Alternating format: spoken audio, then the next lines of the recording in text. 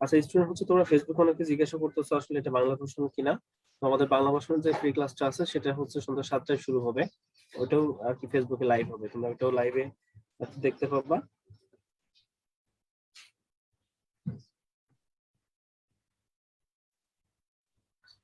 ওকে, আসসালামু আলাইকুম সবাইকে। সবাইকে আজকের ক্লাসে স্বাগতম।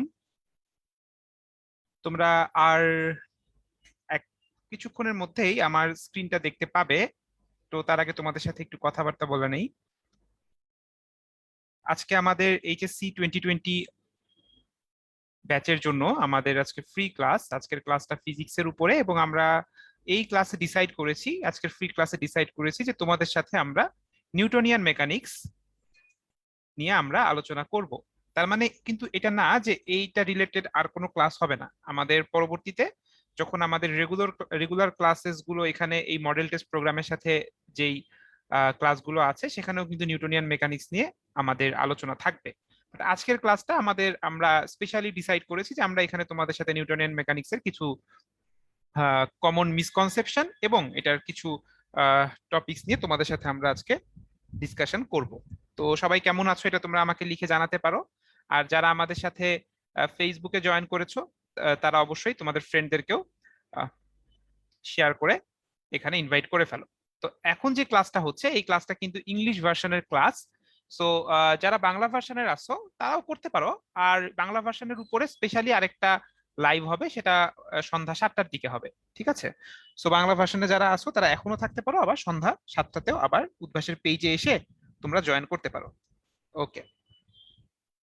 তো অনেকেই সালাম জানিয়েছিলে, সবাইকে ওয়ালাইকুম আসসালাম। তো চলো আমরা আজকের ক্লাসটা তাহলে শুরু করি।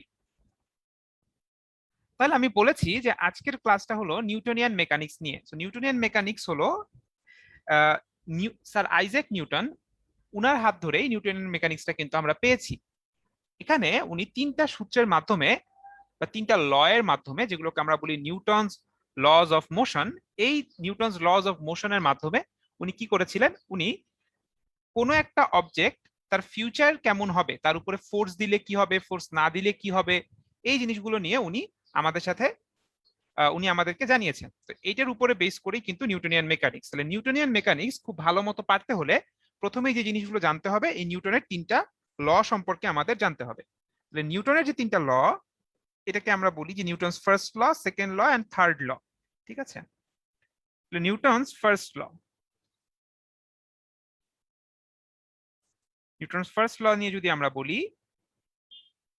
ফার্স্ট ল আমাদেরকে কি বলে? নিউটনস ফার্স্ট ল আমাদেরকে বলে যে তুমি যদি কোনো অবজেক্টের উপরে বাইরে থেকে কোনো ফোর্স অ্যাপ্লাই না করো, তার মানে তার উপরে যে রেজাল্টেন্ট ফোর্স, অথবা বাংলা এটাকে যেটাকে আমরা বলি লব্ধি বল, রেজাল্টেন্ট ফোর্স যদি জিরো হয়, তাহলে ওই অবজেক্টটা কনস্ট্যান্ট ভেলোসিটিতে মুভ করে। এটা হলো নিউটনের ফার্স্ট ল, কনস্ট্যান্ট ভেলোসিটিতে সে মুভ করে।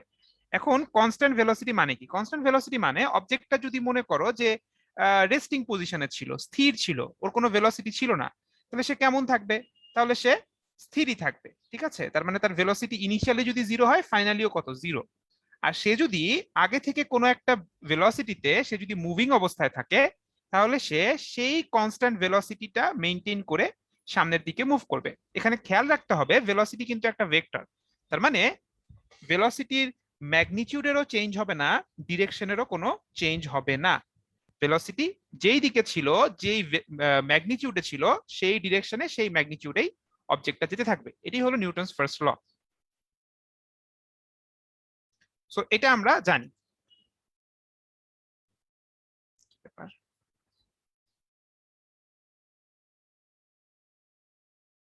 আচ্ছা, একটা মিনিট, কেন যেন আমার এখানে একটু প্রবলেম হচ্ছে।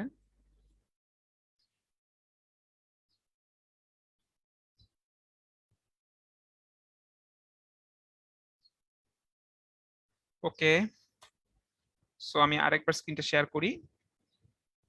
ইয়েস, ঠিক আছে। তো যেটা বলছিলাম, যেটা ছিল আমাদের নিউটনস ফার্স্ট ল। এখন আমরা যদি সেকেন্ড ল নিয়ে কথা বলতে চাই, সেকেন্ড ল আমাদেরকে যেটা বলে, ফার্স্ট ল আমাদেরকে বলে যে ফোর্স অ্যাপ্লাই না করলে কি হবে, আর সেকেন্ড ল আমাদেরকে বলে যে ফোর্স অ্যাপ্লাই করলে কি হবে। সেকেন্ড ল আমাদেরকে বলে যে আমরা যদি কোনো অবজেক্টের উপরে ফোর্স অ্যাপ্লাই করি, আমরা যদি কোনো অবজেক্টের উপরে ফোর্স অ্যাপ্লাই করি, তখন যেই জিনিসটা হয় এই ফোর্সের কারণে তার মোমেন্টামের চেঞ্জ হয়। তো মোমেন্টাম কি জিনিস? মোমেন্টামকে আমরা লিখছি হলো পি দিয়ে। আই এম রিয়েলি সরি, এটা কেন যেন একটু প্রবলেম হচ্ছে, একটা মিনিট।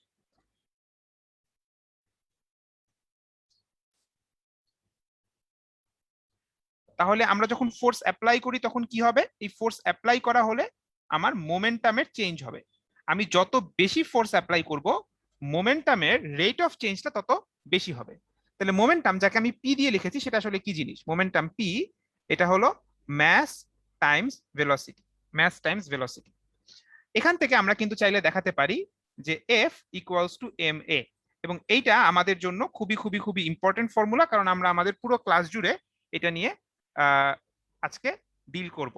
তাহলে আমাদেরকে এখানে চিন্তা করতে হবে, হোয়াট ইজ দিস এফ? এফটা কি জিনিস আসলে? এফ হলো আমাদের নেট এক্সটার্নাল ফোর্স। তার মানে আমি যখন F equals to M A apply করতে চাবো, তখন আমাকে আসলে দেখতে হবে ওই অবজেক্টের উপরে মোট কতটুকু এক্সটার্নাল ফোর্সেস কাজ করছে। ঠিক আছে, তাদের আমার রেজাল্টেন্টটা নিতে হবে। ওকে, এটা হলো নিউটনের সেকেন্ড ল। আর আমরা যদি নিউটনের থার্ড ল নিয়ে বলি, থার্ড ল আমরা মনে করি যে আমরা সবাই জানি, তাই না, যে নিউটনের থার্ড ল কি বলে, যে every action has N equal and opposite reaction. But এভাবে বললে আসলে নিউটনের থার্ড লর উপরে জাস্টিস করা হয় না। কেন জাস্টিস করা হয় না? কারণ আমাদের নিউটনের থার্ড ল যে বলছে অ্যাকশন এন্ড রিয়াকশন, এটা বলতে আসলে এক্স্যাক্টলি কি বোঝাচ্ছে সেটা আমাদের জন্য বোঝাটা খুবই জরুরি। এখানে অ্যাকশন এন্ড রিয়াকশন বলতে বোঝায় যে ধরা যাক আমাদের কাছে দুইটা অবজেক্ট আছে, এই একটা অবজেক্ট আর এই আরেকটা অবজেক্ট। এই অবজেক্টের নাম হলো অবজেক্ট 1 আর এই অবজেক্টের নাম হলো 2। ধরা যাক কোনো কারণে অবজেক্ট 1 যদি অবজেক্ট 2 এর উপরে কোনো ফোর্স অ্যাপ্লাই করে, ধরা যাক অবজেক্ট 1 অবজেক্ট 2 কে অ্যাট্রাক্ট করছে, এইভাবে অ্যাট্রাক্ট করছে, তাহলে নিউটনের থার্ড ল বলে ইন রিটার্ন অবজেক্ট 2 আবার অবজেক্ট 1 এর উপরে equal and opposite force apply করবে। এটাই হলো নিউটনের থার্ড ল। আমাদেরকে মাথায় রাখতে হবে যে এই যে আমাদের অ্যাকশন অ্যান্ড রিয়াকশন ফোর্স, এরা কিন্তু কখনোই সেম অবজেক্টের উপরে কাজ করবে না। Action and reaction force will always act on two different objects. ঠিক আছে, সো এই ছিল আমাদের নিউটনের থার্ড ল নিয়ে এবং নিউটনের ফার্স্ট সেকেন্ড থার্ড ল নিয়ে আমাদের খুব বেসিক কথাবার্তা। এখন আমরা যে কাজটা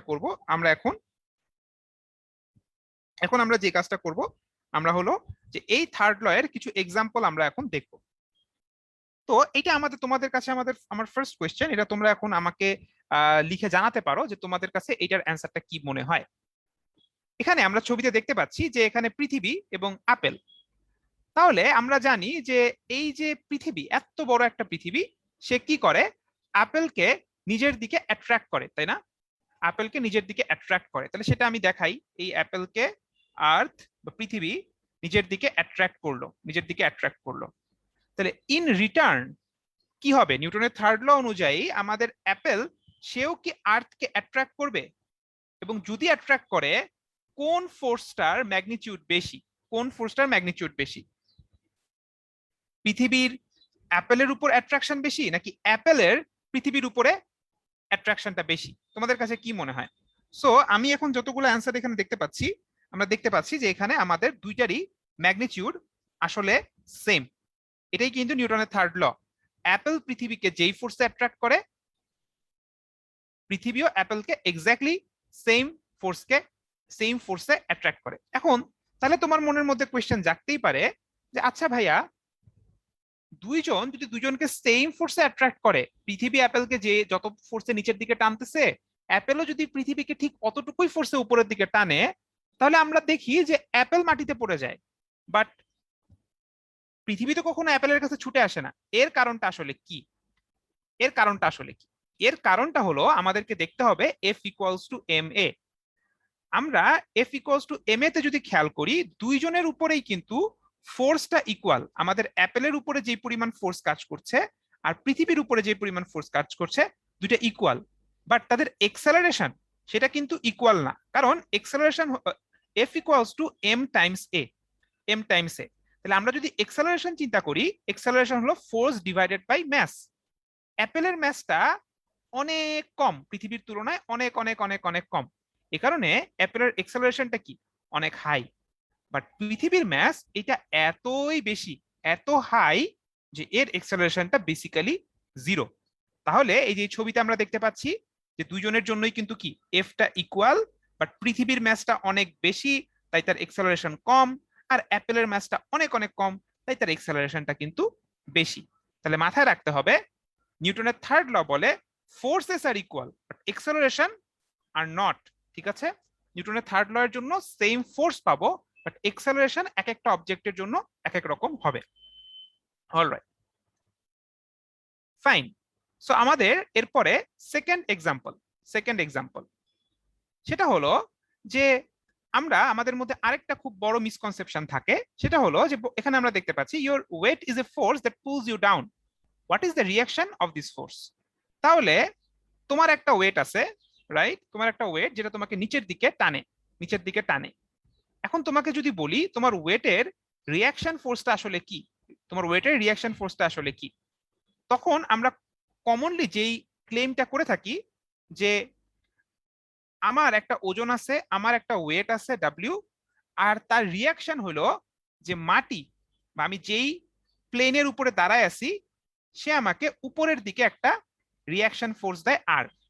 সো আমরা প্রায়শই বলে থাকি যে আমাদের ওয়েট বা আমাদের ওজন তার রিয়াকশন ফোর্স হলো এই প্লেনের নর্মাল ফোর্স, বা আমরা অনেক সময় এটাকে বলি রিয়াকশন ফোর্স। এখন তোমাদের কাছে আমার প্রশ্ন যে আসলেই কি আমরা এই ওয়েটের রিয়াকশন হিসেবে নর্মাল ফোর্সকে বলতে পারি কিনা, এই ওয়েটের রিয়াকশন কি আসলেই এই নর্মাল ফোর্স কিনা? তোমাদের কাছে কি মনে হয়, এটা তোমরা আমাকে লিখে জানাতে পারো।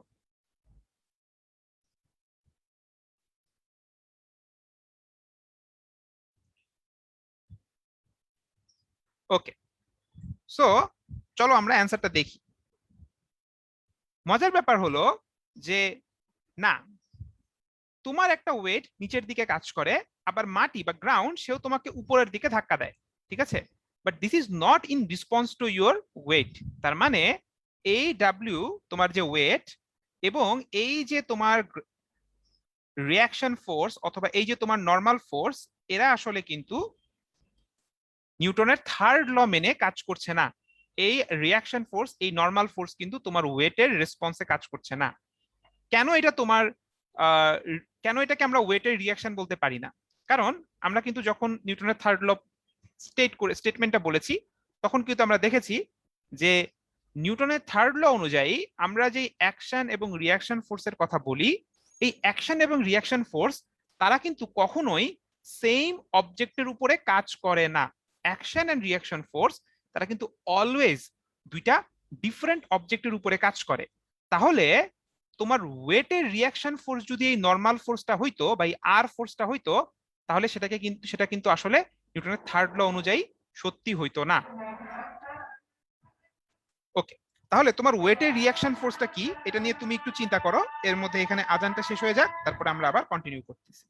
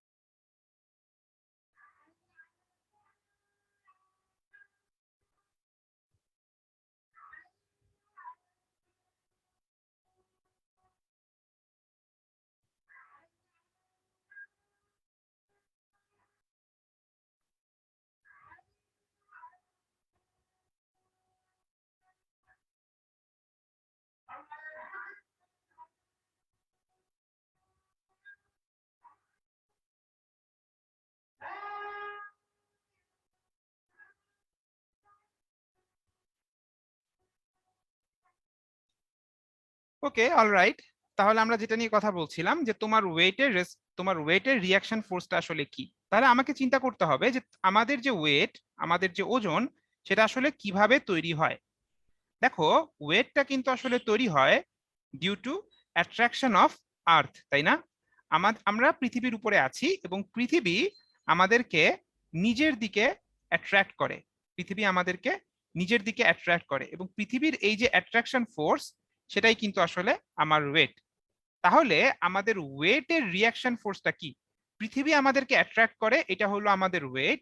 তাহলে এটার রিয়াকশন হলো আমরাও পৃথিবীকে অ্যাট্রাক্ট করি। ওই যে অ্যাপেলের বেলায় আমরা যেরকম দেখলাম, এক্স্যাক্টলি সেম, যে পৃথিবী অ্যাপেলকে অ্যাট্রাক্ট করে আর ইন রিটার্ন অ্যাপেল পৃথিবীকে অ্যাট্রাক্ট করে। এখানে আমার ওয়েটের বেলায়ও সেম জিনিসটা হচ্ছে, পৃথিবী আমাকে অ্যাট্রাক্ট করতেছে, সেটাকেই বলতেছি ওয়েট, আর ইন রিটার্ন আমি পৃথিবীকে অ্যাট্রাক্ট করি। তাহলে এই ডাব্লিউ এবং এই আর, তারা কিন্তু অ্যাকশন রিয়াকশন পেয়ার না, not the reaction of W. তাহলে এই আরটা কোথা থেকে আসতেছে, এই আরটা কোথা থেকে আসতেছে, এটা বোঝার জন্য আমাদেরকে চিন্তা করতে হবে যে, তুমি চিন্তা করো, এই যে তোমার ওয়েট, এই ওয়েটের কারণে তোমার কিন্তু নিচের দিকে একটা এক্সেলারেশন হওয়ার কথা, তাই না? তোমার উপরে একটা ওয়েট কাজ করতেছে, একটা ফোর্স কাজ করতেছে, এটার কারণে তোমার নিচের দিকে একটা এক্সেলারেশন হওয়ার কথা জি। বাট তোমার এই এক্সেলারেশনটা হচ্ছে না। কেন হচ্ছে না? এই মাটির কারণে। দেখো, তোমার পৃথিবীর অ্যাট্রাকশনের কারণে তুমি নিচে যেতে চাও, তুমি কেন নিচে যেতে পারো না? এখানে একটা মাটি আছে, তাই তো, একটা গ্রাউন্ড আছে। এই গ্রাউন্ডটা তোমাকে কি করে? এই গ্রাউন্ডটা তোমাকে আপওয়ার্ড ডিরেকশনে পুশ করে, আর সেইটার রিয়াকশন হিসাবে তুমি নিজে কিন্তু গ্রাউন্ডকে আবার ডাউনওয়ার্ড ডিরেকশনে পুশ করো। ঠিক আছে? ডাউনওয়ার্ড ডিরেকশনে পুশ করো। যখন যখন ডাব্লিউ ইকুয়ালস টু আর হয়, তখন কিন্তু তুমি মাটির উপরে স্টেশনারি ভাবে দাঁড়ায় থাকতে পারো। ঠিক আছে? স্টেশনারি ভাবে দাঁড়ায় থাকতে পারো। কিন্তু তুমি চিন্তা করে দেখো, তুমি যদি গিয়ে একটা চোরাবালিতে লাফ দাও, পানির উপরে তুমি যদি দাঁড়ানোর চেষ্টা করো, তখন তোমার ওয়েট যেটা নিচের দিকে কাজ করে, আর পানি কিংবা চোরাবালি সেটা উপরের দিকে যে পরিমাণ ধাক্কা দিতে পারে, তার মধ্যে কোনটা বড়? তোমার ওয়েটটা কিন্তু বড়। সেক্ষেত্রে তখন কি হবে? সেক্ষেত্রে তখন কিন্তু তুমি আর দাঁড়ায় থাকতে পারবে না, তখন কিন্তু তুমি নিচের দিকে ডুবতে শুরু করবে, নিচের দিকে নামতে শুরু করবে, তাই না? নিচের দিকে তখন তুমি নামতে শুরু করবে, যেটাই কিন্তু আমরা যদি পানির উপর দাঁড়ানোর চেষ্টা করি, তখন কিন্তু সেই ঘটনাটাই ঘটে। আবার কোনো কারণে যদি এই নর্মাল ফোর্স সেটা যদি তোমার ওয়েটের চেয়ে বেশি হয়ে যায়, তখন কি হবে? তখন কিন্তু তুমি উপরের দিকে উপরের দিকে এক্সেলারেশন লাভ করবে। যখন তুমি লাফ দাও, তখন কিন্তু সেই ঘটনাটাই ঘটে। যখন তুমি লাফ দাও, তখন আসলে তোমার ওয়েট কিন্তু বাড়ছে না, কিন্তু এই যে মাটির যে নর্মাল ফোর্স, গ্রাউন্ডের যে নর্মাল ফোর্স, এটা বেড়ে যায়। এটা বেড়ে যাওয়ার কারণে তখনই তুমি কি করতে পারো? উপরের দিকে উঠতে পারো। ঠিক আছে? সো আশা করি আমাদের এই কনফিউশনটা ক্লিয়ার হয়েছে। এই কনফিউশনটা কিন্তু আমাদের অনেকের মধ্যেই থাকে। সো তোমরা সবাই বুঝতে পেরেছো কিনা, এটা অবশ্যই আমাকে জানাতে পারো।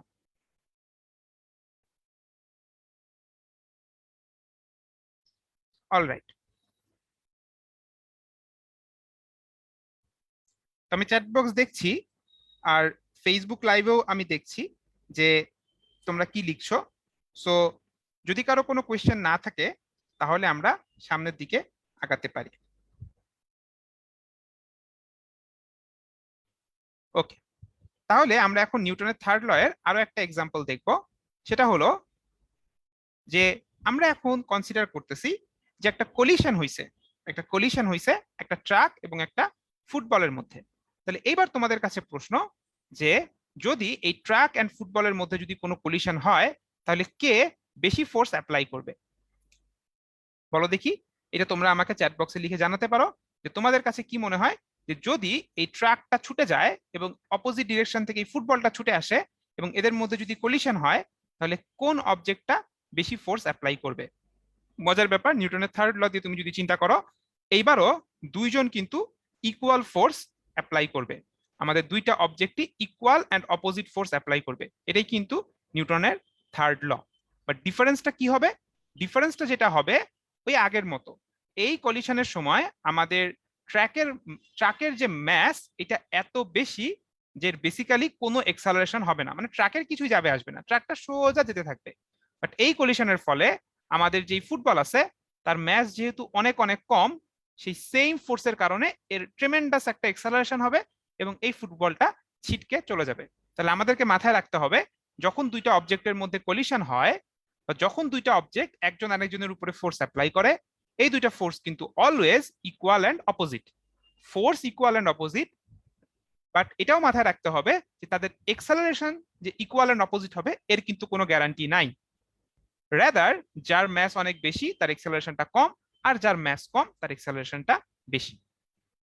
ওকে, তাহলে আমরা অনেকগুলো কেস নিয়ে কথা বললাম। সো আশা করি এখন আমাদের আর নিউটনের থার্ড ল নিয়ে কোনো কনফিউশন থাকবে না। আমরা বেশিরভাগ কেসে এখন আমরা বুঝতে পারবো যে কোনটা আমাদের কোন ক্ষেত্রে আমাদের কেমন হবে। এখন আমরা মেইনলি চলে যাব বিভিন্ন এই চ্যাপ্টারের বেশ কিছু প্রবলেম সলভিং এ। তো আসো দেখি এই প্রবলেমটা আমরা দেখি, এটা বুয়েটে এসেছে। বুয়েটে আসা প্রবলেম এমসিকিউ হিসাবে। অনেক আগে যখন বুয়েট ভর্তি পরীক্ষায় এমসিকিউ ছিল তখন এই প্রবলেমটা এসেছিল, আর এখন তো আবার বুয়েটে প্রিলি হচ্ছে এই বছর, তো সেখানেও এমসিকিউ প্রবলেম থাকবে। তো দেখি, বলা হয়েছে an aircraft weighing 1000 kg is flying straight at a steady speed. The frictional force of air on the plane is 1800 Newton. What is the net force on the aircraft? তো তোমাদের কাছে কি মনে হয় এটার অ্যান্সার কি হবে সেটা কিন্তু তোমরা জানাতে পারো যে এই প্রবলেমটার অ্যান্সারটা কি হবে। ওকে, আরিব একটা অ্যান্সার দিয়েছো, দেখি আর কেউ অ্যান্সার দেয় কিনা। যে একটা এয়ারক্রাফট সে উড়ে যাচ্ছে, তার উপরে একটা ফ্রিকশনাল ফোর্স কাজ করছে, দ্যাট ইজ 1800 নিউটন। তোমাকে জিজ্ঞেস করা হয়েছে এই এয়ারক্রাফটের উপরে নেট ফোর্সটা আসলে কতটুকু। অ্যান্সার হলো এই এয়ারক্রাফটের উপরে নেট ফোর্স আসলে জিরো। এই এয়ারক্রাফটের উপরে নেট ফোর্স জিরো। এখন তুমি বলতে পারো যে ভাই আপনি কিভাবে বললেন নেট ফোর্স জিরো? খেয়াল করো, বলা হয়েছে কি যে এই এয়ারক্রাফটটা একটা স্টেডি স্পিডে উড়ে যাচ্ছে, সোজা একটা স্টেডি স্পিডে উড়ে যাচ্ছে। দ্যাট মিনস আমাদের যে ভেলোসিটি এটা কিন্তু কনস্ট্যান্ট। এয়ারক্রাফটের ভেলোসিটি এটা হলো কনস্ট্যান্ট। এবং আমরা বলেছি যে যখন কোনো কিছু কনস্ট্যান্ট ভেলোসিটিতে মুভ করে, ভেলোসিটি যখন কোনো চেঞ্জ হয় না, তখন তার উপরে নেট ফোর্স সেটা কিন্তু আসলে কতটুকু? নেট ফোর্স কিন্তু আসলে জিরো। নেট ফোর্স জিরো দেখেই এটা কনস্ট্যান্ট ভেলোসিটিতে মুভ করতে পারছে। তাহলে এখানে আমাদের বাকি যতগুলো ইনফরমেশন আছে, ফ্রিকশনাল ফোর্স এই সেই, এগুলো কিন্তু এক্সট্রা ইনফরমেশন বা আননেসেসারি ইনফরমেশন, থাকলেও যা না থাকলেও তাই। ঠিক আছে, তাহলে আমাদের এখানে অ্যান্সার হলো এ।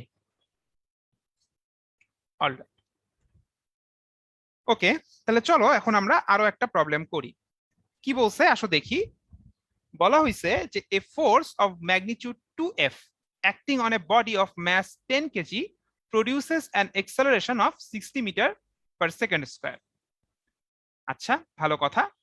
তাহলে আমরা একটু দেখি কি বলছে, যে আমাদের ফার্স্ট কেসটা কি বলছে।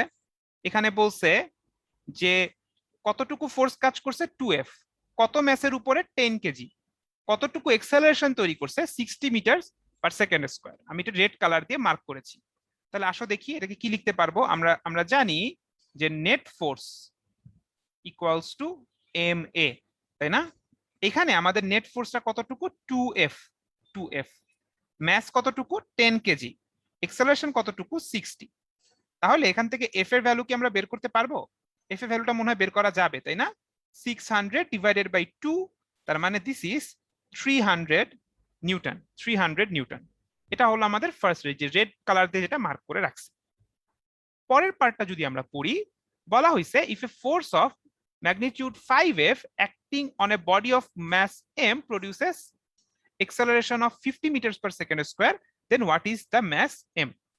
ওকে, তাহলে আমাদের সেকেন্ড সিনারিওটা বলা হয়েছে যে যদি অবজেক্টের উপরে 5f ফোর্স কাজ করে এবং এই অবজেক্টের ম্যাস যদি হয় ক্যাপিটাল এম, এবং এইটার এক্সেলারেশন কতটুকু হয়? এইটার এক্সেলারেশন হয় হলো 50। তোমাকে বলেছে এম এর ভ্যালুটা বের করতে। তাহলে কি আমরা এম এর ভ্যালু বের করতে পারবো? মেবি পারবো, কোনো সমস্যাই না। এখান থেকে আমরা দেখতে পাচ্ছি যে এম ইকুয়ালস টু আমরা লিখতে পারি F divided by 10, F divided by 10। তাহলে এফ এর ভ্যালু আমরা একটু আগে বের করেছি 300, ডিভাইডেড বাই 10 এত কেজি। তার মানে আমাদের এম এর ভ্যালুটা কত? এম এর ভ্যালু হলো 30 কেজি। তাহলে এটাই আমাদের অ্যান্সার, এটাই আমাদের অ্যান্সার। ওকে, অলরাইট।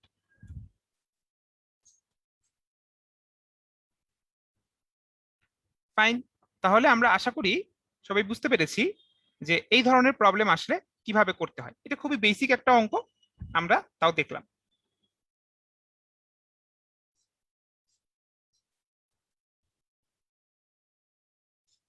ওকে, তাহলে এটা যদি আমরা বুঝতে পেরে থাকি, now will move forward to our next slide. এখানে আমরা আরেকটা খুব ইন্টারেস্টিং প্রবলেম দেখতে পাচ্ছি। এই প্রবলেমটা ঢাকা বিশ্ববিদ্যালয় ভর্তি পরীক্ষায় এসেছিল, ঠিক এইটা আসে নাই, এর কাছাকাছি একটা এসেছে। এখানে আমরা দেখতে পাচ্ছি বলা হয়েছে 3 objects in a row are tied with string। সুতা দিয়ে বাঁধা আছে, স্ট্রিং দিয়ে কানেক্ট করা আছে। আসো দেখি, তাহলে আমরা একটা ছবি আঁকি। এখানে 3টা অবজেক্ট আছে,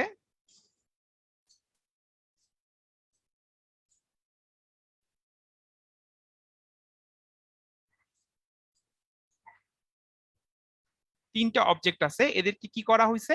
সুতা দিয়ে বা স্ট্রিং দিয়ে কানেক্ট করা হয়েছে। এই যে এখানে একটা সুতা, এখানে একটা সুতা, আর এখানে একটা সুতা, 2টা সুতা। আচ্ছা, তারপরে কি করা হয়েছে? বলা হয়েছে যে প্রথমটাকে বললাম M1, তারপরটাকে আমি বললাম M2, তারপরটাকে আমি বললাম M3। এরপরে এদেরকে 600 নিউটন ফোর্স দিয়ে সামনের দিকে টানা হচ্ছে। তাহলে এদেরকে কত ফোর্স দিয়ে সামনের দিকে টানা হচ্ছে? 600 নিউটন ফোর্স দিয়ে সামনের দিকে টানা হচ্ছে। তোমাকে বলা হয়েছে determine the tension of each string. প্রত্যেকটা সুতার মধ্যে টেনশন কতটুকু, কতটুকু সুতার টান আছে, কতটুকু টেনশন আছে, সেটা তোমাকে বের করতে বলা হয়েছে। ওকে, প্রথমে আমাদেরকে যে জিনিসটা চিন্তা করতে হবে যে এই যে আমরা 600 নিউটন ফোর্সটা অ্যাপ্লাই করছি, এটার কারণে এই 3টা অবজেক্টের যারা একসাথে সুতা দিয়ে বাঁধা, তাদের কিন্তু একটা এক্সেলারেশন হবে, রাইট? একটা এক্সেলারেশন হবে। তোমাদের কাছে আমার প্রথম যেটা কোয়েশ্চেন, যে এই 3টা অবজেক্টের এক্সেলারেশন তারা কি সেম হবে নাকি ডিফারেন্ট হবে? এই 3টা অবজেক্টের এক্সেলারেশন সেম নাকি ডিফারেন্ট? অ্যান্সার হলো যে এদের এক্সেলারেশন কিন্তু আসলে সেম।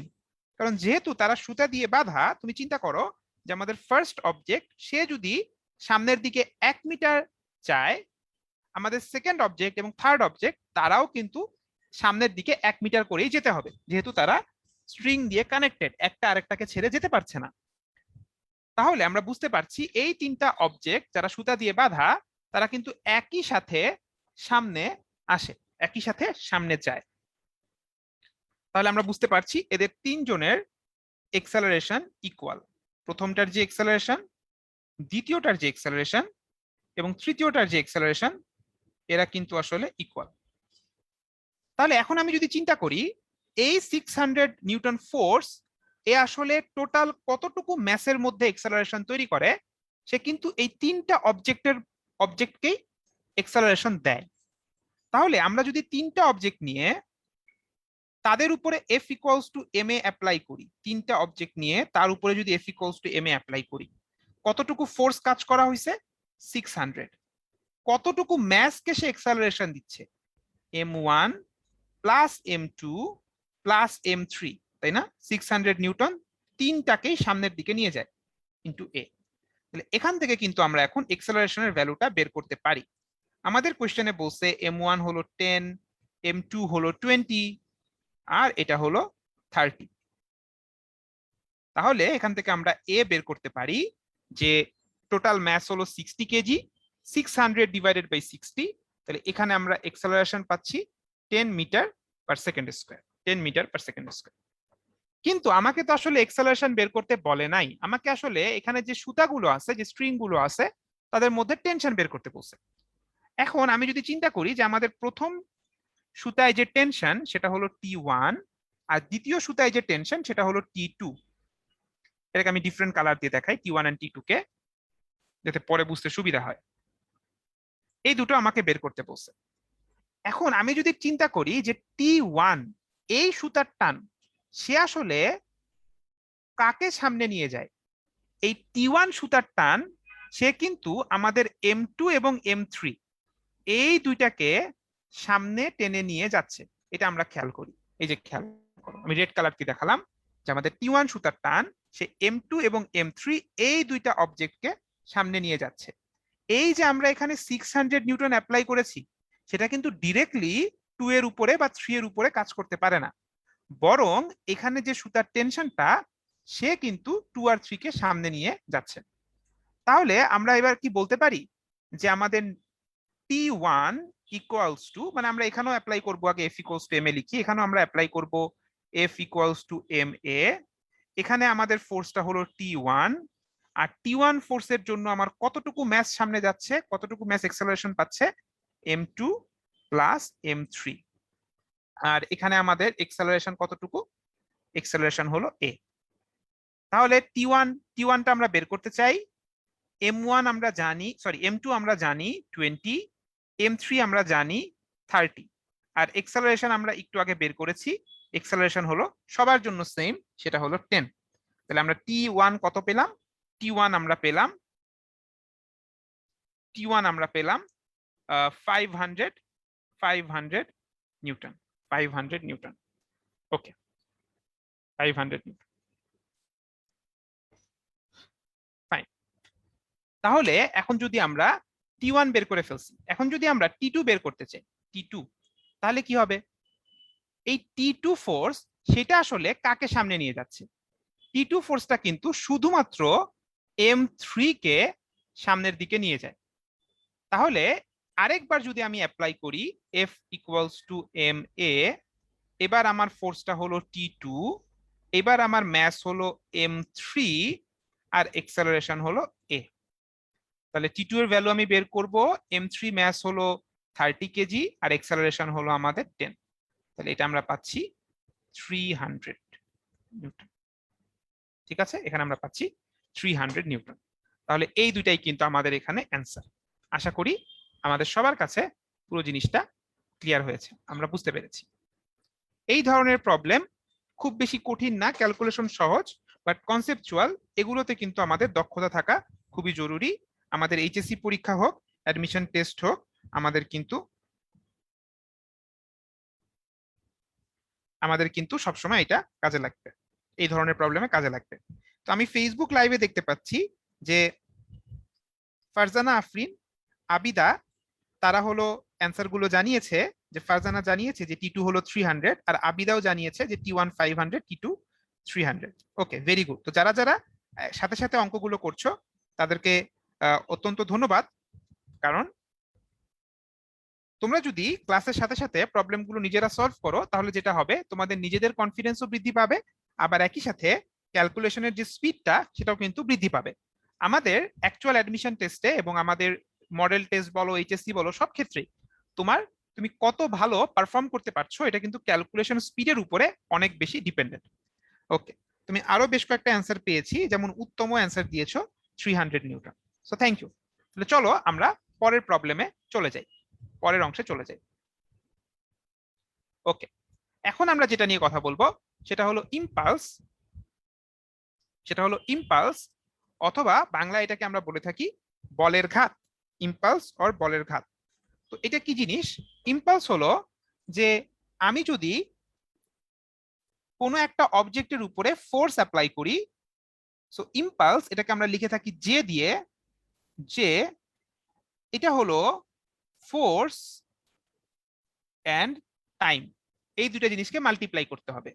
অর্থাৎ কোনো একটা অবজেক্টের উপরে কতটুকু ফোর্স কত সময় ধরে কাজ করেছে তাদেরকে যদি মাল্টিপ্লাই করা হয় তাহলে কিন্তু সেটা আমার ইম্পালস। এখন এই ইম্পালসকে চাইলে আমরা লিখতে পারি ইকুয়ালস টু, লিখা যায় ডেল্টা পি। ডেল্টা পি, তাহলে ডেল্টা পি মানে কি? ডেল্টা পি মানে হলো মোমেন্টামের চেঞ্জ, মোমেন্টামের চেঞ্জ। এটাকে আমরা লিখতে পারি M V minus M U, M V minus M U. তুমি দেখতে পাচ্ছ ইম্পালস বের করার দুইটা ওয়ে আছে, একটা হলো ফোর্সকে টাইম দিয়ে মাল্টিপ্লাই করা, আর একটা হলো মোমেন্টাম বা ভরবেগের চেঞ্জ বের করা। এখান থেকে কিন্তু আমরা এই ইম্পালসের দুই ধরনের ইউনিট দেখতে পাই, দুই ধরনের ইউনিট কিন্তু আমরা দেখতে পাই, দুইটাই কিন্তু অবজেক্টিভে আসে। সেগুলো কি, যে আমি যদি ফোর্সকে টাইম দিয়ে মাল্টিপ্লাই করি তাহলে কি হবে, ফোর্সের ইউনিট হলো নিউটন, টাইমের ইউনিট হলো সেকেন্ড, তাহলে ইম্পালসের ইউনিট হলো নিউটন সেকেন্ড। আবার ইম্পালস মানে যেহেতু মোমেন্টামের চেঞ্জ, তাই আমরা মোমেন্টামের ইউনিট বা ভরবেগের ইউনিট একক আমরা জানি KG metre per second, KG metre per second.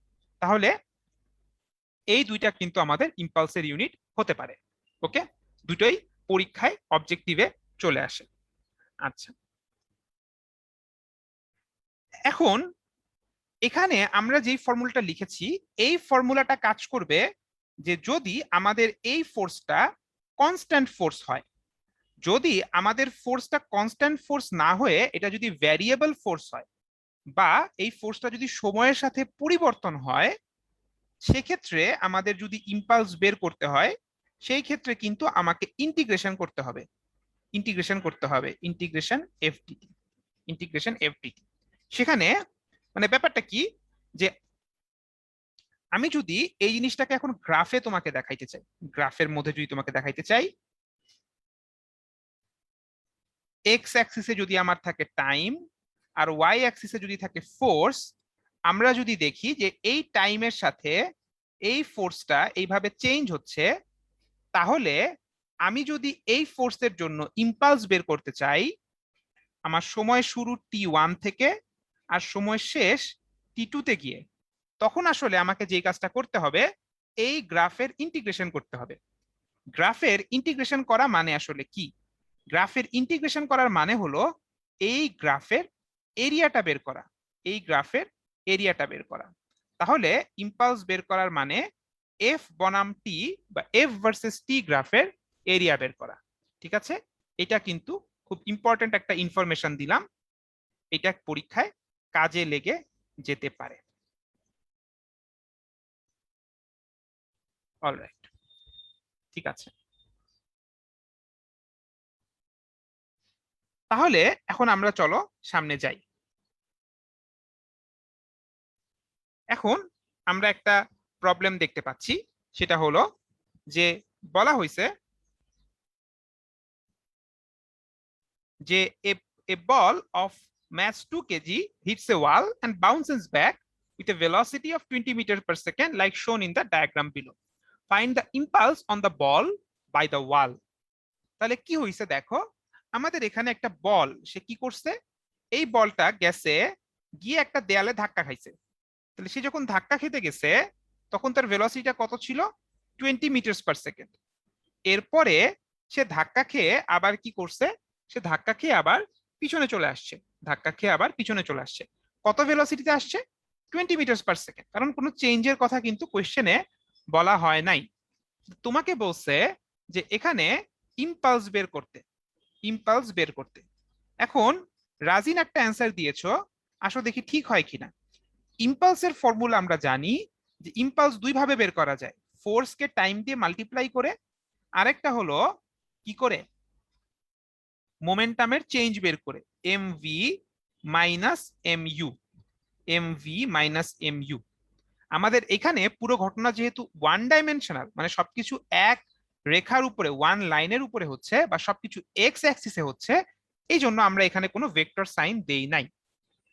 এখন আমরা যদি এই ইম্পালসটা বের করতে চাই, এখন আমরা কি করব, আমাদের কি কোয়েশ্চেনে এফ বলছে, এফ বলছে না, ফোর্স বলে নাই।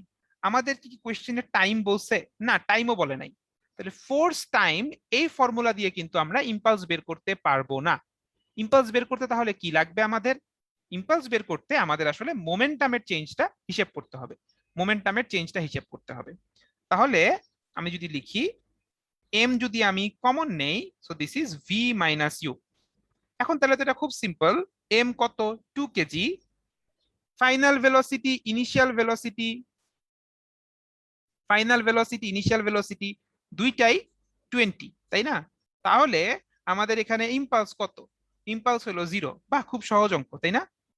ইম্পালস 0। এই কাজটা কি ঠিক হয়েছে, ম্যাথটা যে করেছি ঠিক হইলো নাকি কোথাও কোনো ভুল হয়ে গেল? দেখি তোমাদের কাছে কি মনে হয়। এখানে আমাদের ইনিশিয়াল ভেলোসিটিও 20, ফাইনাল ভেলোসিটিও 20, তাহলে তো মনে হয় আমাদের ইম্পালসটা এখানে 0 হওয়ার কথা। তো রাজিন আবার আমার কথার সাথে একমত হচ্ছে না, সে বলছে যে না, এটা হয় নাই, এটা ভুল হয়েছে। তো কোথায় আসলে ভুলটা হয়েছে? এখানে যেই জিনিসটা ভুল হয়েছে সেটা হলো আমাদের এই যে ভেলোসিটি, এই ভেলোসিটি সে কিন্তু আসলে ভেক্টর। ভেলোসিটির কিন্তু একটা ডিরেকশন আছে। আমার যে ইচ্ছা হয়েছে আর আমি যে 20 20 বসাই দিছি, এটা কিন্তু করা যাবে না, তাই না? আমাকে এদের ডিরেকশন গুলাও মাথার মধ্যে রাখতে হবে। এখানে কিন্তু এটা কি হয়ে গেছে, ভুল হয়ে গেছে। ওকে, সো যারা যারা ধরতে পারছো তাদেরকে কংগ্রাচুলেশনস। এখন দেখি, তাহলে আমাদেরকে আসলে ভেলোসিটি ডিরেকশন বলতে হবে। ডিরেকশন আমি কিভাবে বলবো? ডিরেকশনটা আমি বলবো প্লাস মাইনাস দিয়ে। ফর এক্সাম্পল, আমি যদি ডান দিককে বলি প্লাস আর বাম দিককে যদি আমি বলি মাইনাস, তাহলে আমাদের যে ইনিশিয়াল ভেলোসিটি ইউ, তাকে কি বলতে হবে? তাকে বলতে হবে +20, তাই না? যেহেতু সেটা ডান দিককে প্লাস বলেছি। আর ফাইনাল ভেলোসিটি তাকে বলতে হবে -20, তাই তো? ডিরেকশনটা মাথায় রেখে ম্যাথটা করতে হবে, ঠিক আছে? তুমি যদি ডান দিককে পজিটিভ না ধরে বাম দিককে পজিটিভ ধরতা, তাতেও কিন্তু হতো, কোনো সমস্যা ছিল না। আমি ডান দিককে পজিটিভ ধরেছি। তাহলে এবার যদি আমি ভ্যালুগুলো বসাই, তাহলে আমার এখানে কি পাচ্ছি? ভি এর জায়গায় বসিয়েছি -20 আর ইউ এর জায়গায় বসিয়েছি শুধু 20। তাহলে এখান থেকে আমরা এটা পাচ্ছি -80, তাই না? -80 ইউনিট কি হবে? Newton second. মাইনাস দিয়ে কি বুঝাচ্ছে এখানে? অ্যান্সারের মধ্যে যে মাইনাস পেলাম, এটা দিয়ে কি বুঝাচ্ছে? এটা দিয়ে ডিরেকশন বুঝাচ্ছে। এই মাইনাসটা কিন্তু ডিরেকশন। কোন ডিরেকশন? লেফট। এটা হলো মাইনাস দিয়ে বুঝতে পারছি আমাদের ডিরেকশনটা হলো লেফট। কিসের ডিরেকশন লেফট? কিসের ডিরেকশন বাম দিকে? এই ইম্পালসের ডিরেকশনটা হলো বাম দিকে। এই ফুটবলটা গিয়ে বা এই বাস্কেটবলটা গিয়ে যখন দেয়ালের সাথে ধাক্কা খায়, দেয়ালটি এই ফুটবলের উপরে কোন দিকে ফোর্স অ্যাপ্লাই করে? কোন দিকে ফোর্স অ্যাপ্লাই করে? লেফট সাইডে ফোর্স অ্যাপ্লাই করে না? এই কারণে কিন্তু আমাদের এই ডিরেকশনটা, আমরা এখানে লেফট ডিরেকশন পেয়েছি, বা আমাদের ইম্পালসের ডিরেকশনটা লেফট সাইড। তো আমি এখন দেখতে পাচ্ছি যে ফেসবুক লাইভে তাসনিয়া, জুয়েল, উত্তম, তারপরে আবির, আবিদা, তোমরা সবাই জানিয়েছো যে এখানে অ্যান্সারটা হবে 80। ঠিক আছে, ভেরি গুড। সো আর আব্দুর রহমান জানিয়েছিলে ভেলোসিটি একটা ভেক্টর, এই কারণেই কিন্তু আমাদের প্রথমে যেভাবে আমি দেখিয়েছি সেটা কিন্তু ভুল হয়েছিল। ঠিক আছে, সো এই ভুলটা যেন আমাদের পরীক্ষার সময় না হয়, সেটাই কিন্তু মূল লক্ষ্য। ঠিক আছে, ওকে। তাহলে চলো এখন আমরা পরবর্তী একটা প্রবলেম করি। এইবার দেখবো যে কে আগে অ্যান্সার দাও। How much force is needed to be applied on a stationary object of 30 kg to increase its velocity at 36 kilometers per hour within 2 minutes? এটা খুবই সিম্পল একটা প্রবলেম। তোমাকে বলছে যে how much force is needed, তোমাকে force বের করতে বলছে। অবজেক্টের ম্যাস তোমাকে বলছে 30 কেজি। ইনিশিয়ালি অবজেক্টটা স্টেশনারি ছিল, তার মানে ইউ কত? 0। এবং তোমাকে বলছে যে ওর ভেলোসিটি কত করতে হবে? ভেলোসিটি করতে হবে 36 কিলোমিটার পার আওয়ার। কতটুকু সময়ে? 2 মিনিট সময়ে। তাহলে এটা খুবই সিম্পল একটা প্রবলেম। আমরা জানি F equals to M A. F equals to M A. আজকে আমরা সিম্পল সিম্পল প্রবলেমই দেখছি। একেবারে ডিফিকাল্ট প্রবলেম সেগুলো আমরা যখন আমাদের রেগুলার ক্লাসগুলো শুরু হবে, তখন আমরা আরো ডিফিকাল্ট প্রবলেমস গুলো যাব। আজকে একেবারে বেসিক, একেবারে কনসেপ্টের জায়গাটা যদি কারো ভুলে গিয়ে থাকি, সেটাও তারাও যেন ক্লাসটা বুঝতে পারি, সেই জন্যই কিন্তু আজকের ক্লাসটা।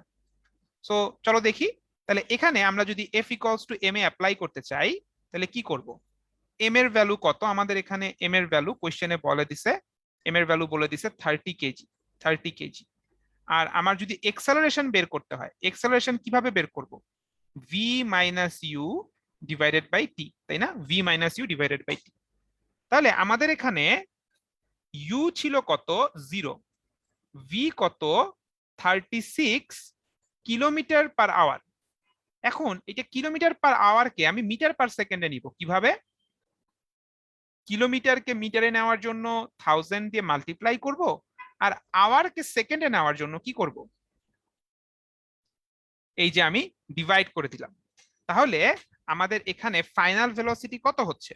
ফাইনাল ভেলোসিটি হচ্ছে 10 মিটার পার সেকেন্ড।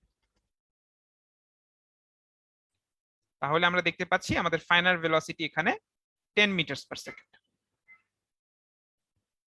আর টাইম কতটুকু? টাইম হলো 2 মিনিট। তাহলে এখান থেকে এক্সেলারেশন বের করি, ফাইনাল ভেলোসিটি 10 মাইনাস 0, টাইম হলো আমাদের 2 মিনিটস, তাহলে 2 ইন্টু 60। তাহলে এখানে এটা ডিরেক্টলি বসাই দেই, 10 ডিভাইডেড বাই 2 ইন্টু 60, 2 ইন্টু 60। তাহলে এটা কাটলে কি হচ্ছে? এটা কাটলে হচ্ছে 2, তাহলে এটা হচ্ছে 10/4, অর্থাৎ 2.5 নিউটন। দেখতে পাচ্ছ একেবারে সিম্পল, কোনো রকম কঠিন ক্যালকুলেশন নেই। তার মানে বোঝা যাচ্ছে এটা ঢাকা ইউনিভার্সিটি অ্যাডমিশন টেস্টে আসার মতো একটা প্রবলেম, তাই না? ঢাকা ইউনিভার্সিটি অ্যাডমিশন টেস্টে আসার মতো একটা প্রবলেম, কোনো কমপ্লিকেটেড ক্যালকুলেশন নাই। ওকে, তো দেখি সব থেকে আগে অ্যান্সার কে দিয়েছিল। আমার এখানে জুমে আমি দেখতে পাচ্ছি যে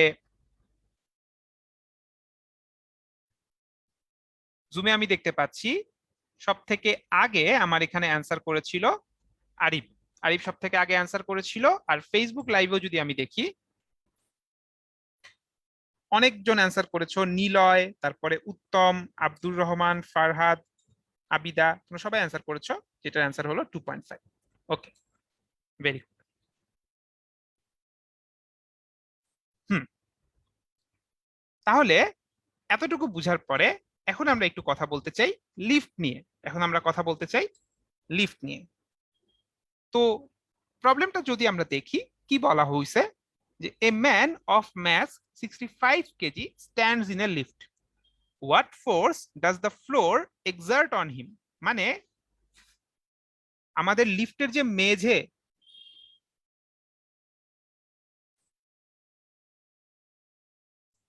আমাদের এখানে লিফটের যে মেঝে, সেটা আমার কতটুকু ফোর্স অ্যাপ্লাই করবে এই লোকটার উপরে।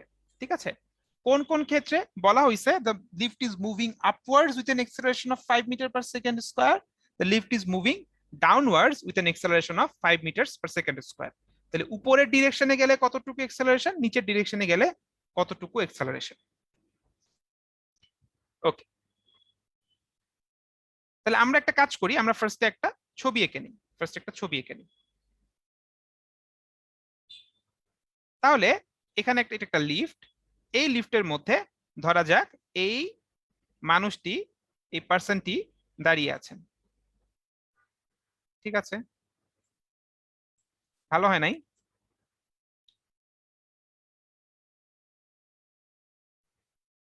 ওকে, এটাকে মানুষ মনে হচ্ছে না, জম্বি মনে হচ্ছে, বাট অসুবিধা নেই।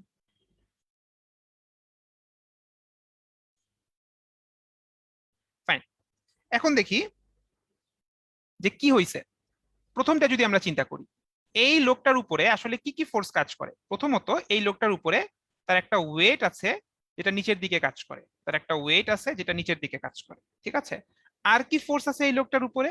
এই লিফটের মেঝে তাকে উপরের ডিরেকশনে ধাক্কা দেয়, আর আচ্ছা, এখন প্রথম প্রবলেমে কি হয়েছে? প্রথম প্রবলেমে আমাদের এই লোকটা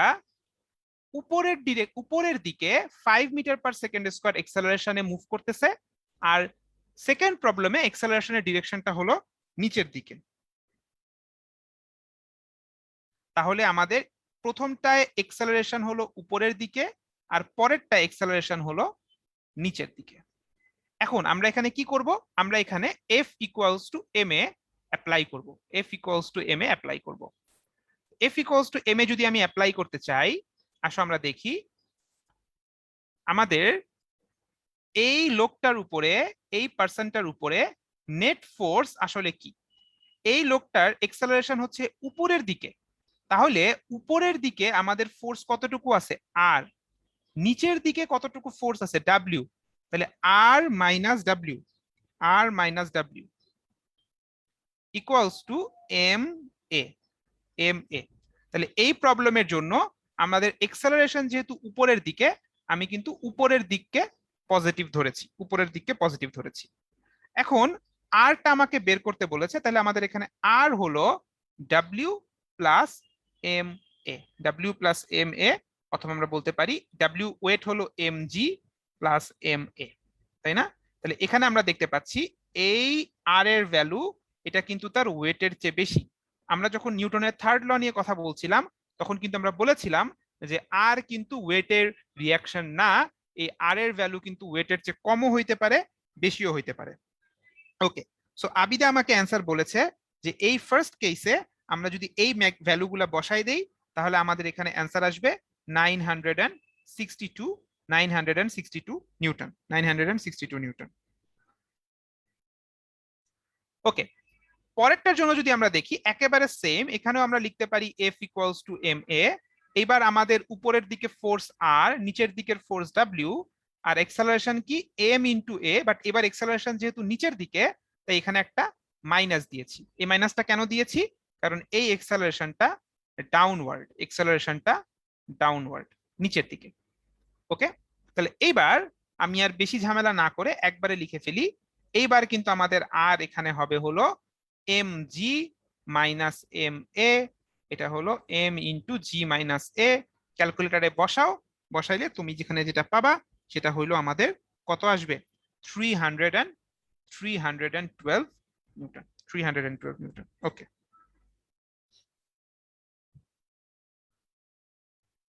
সো রাজিন আর আরিব তারা দুজন আমাকে অ্যান্সার জানিয়েছে, সো থ্যাংক ইউ।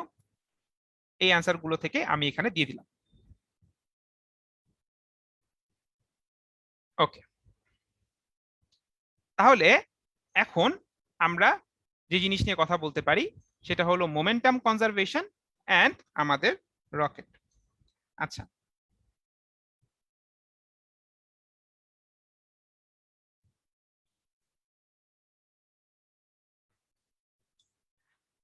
ওকে, তাহলে আমরা জানি যে একটা রকেট সে যখন উপরের দিকে যায় সে কিভাবে উপরের দিকে যায়, সে একটা ফুয়েল বার্ন করে, ফুয়েল বার্ন করার পরে সে কিন্তু একটা হিউজ অ্যামাউন্টের গ্যাস তৈরি করে, তাই না?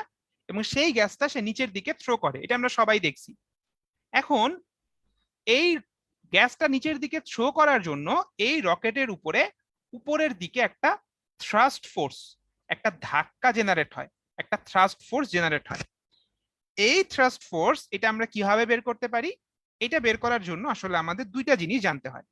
একটা হলো আমাদের রিলেটিভ ভেলোসিটি, আর একটা হলো আমাদের DMDT or the rate of usage of the fuel. মানে আমরা প্রতি সেকেন্ডে পার সেকেন্ডে কতটুকু ফুয়েল ইউজ করছি সেটা হলো ডিএমডিটি, সেটা হলো ডিএমডিটি। তাহলে ডিএমডিটি কি জিনিস? এটা হলো usage of fuel per second. Alright, আর হোয়াট ইজ ভিআর? এই ভিআরটা হলো আমাদের velocity of the exhaust gas. এই যে গ্যাসগুলো বের হয়ে যাচ্ছে তারা রকেটের রেসপেক্টে কতটুকু ভেলোসিটি নিয়ে বের হচ্ছে সেটাই হলো আমাদের এখানে ভিআর।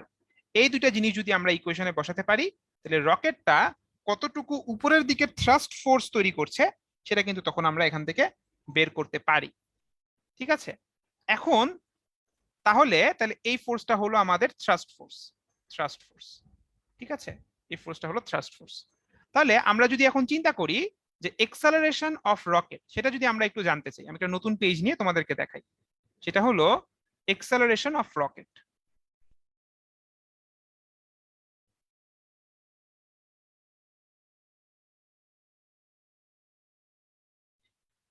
এখন আমাদের এই রকেটটা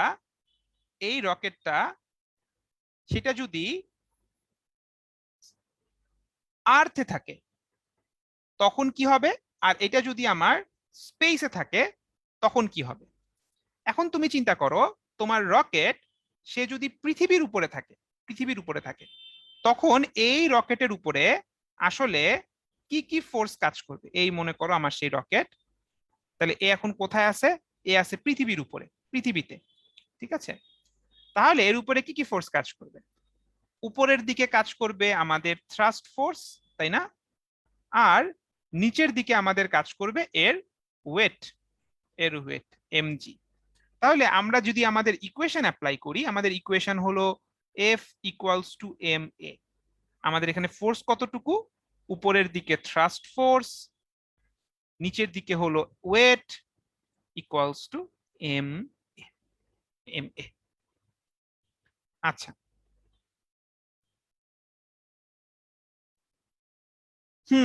তাহলে আমাদের থ্রাস্ট ফোর্সের ফর্মুলা কি ছিল? এটা হলো VR DM DT, VR DM DT minus M G equals to M A.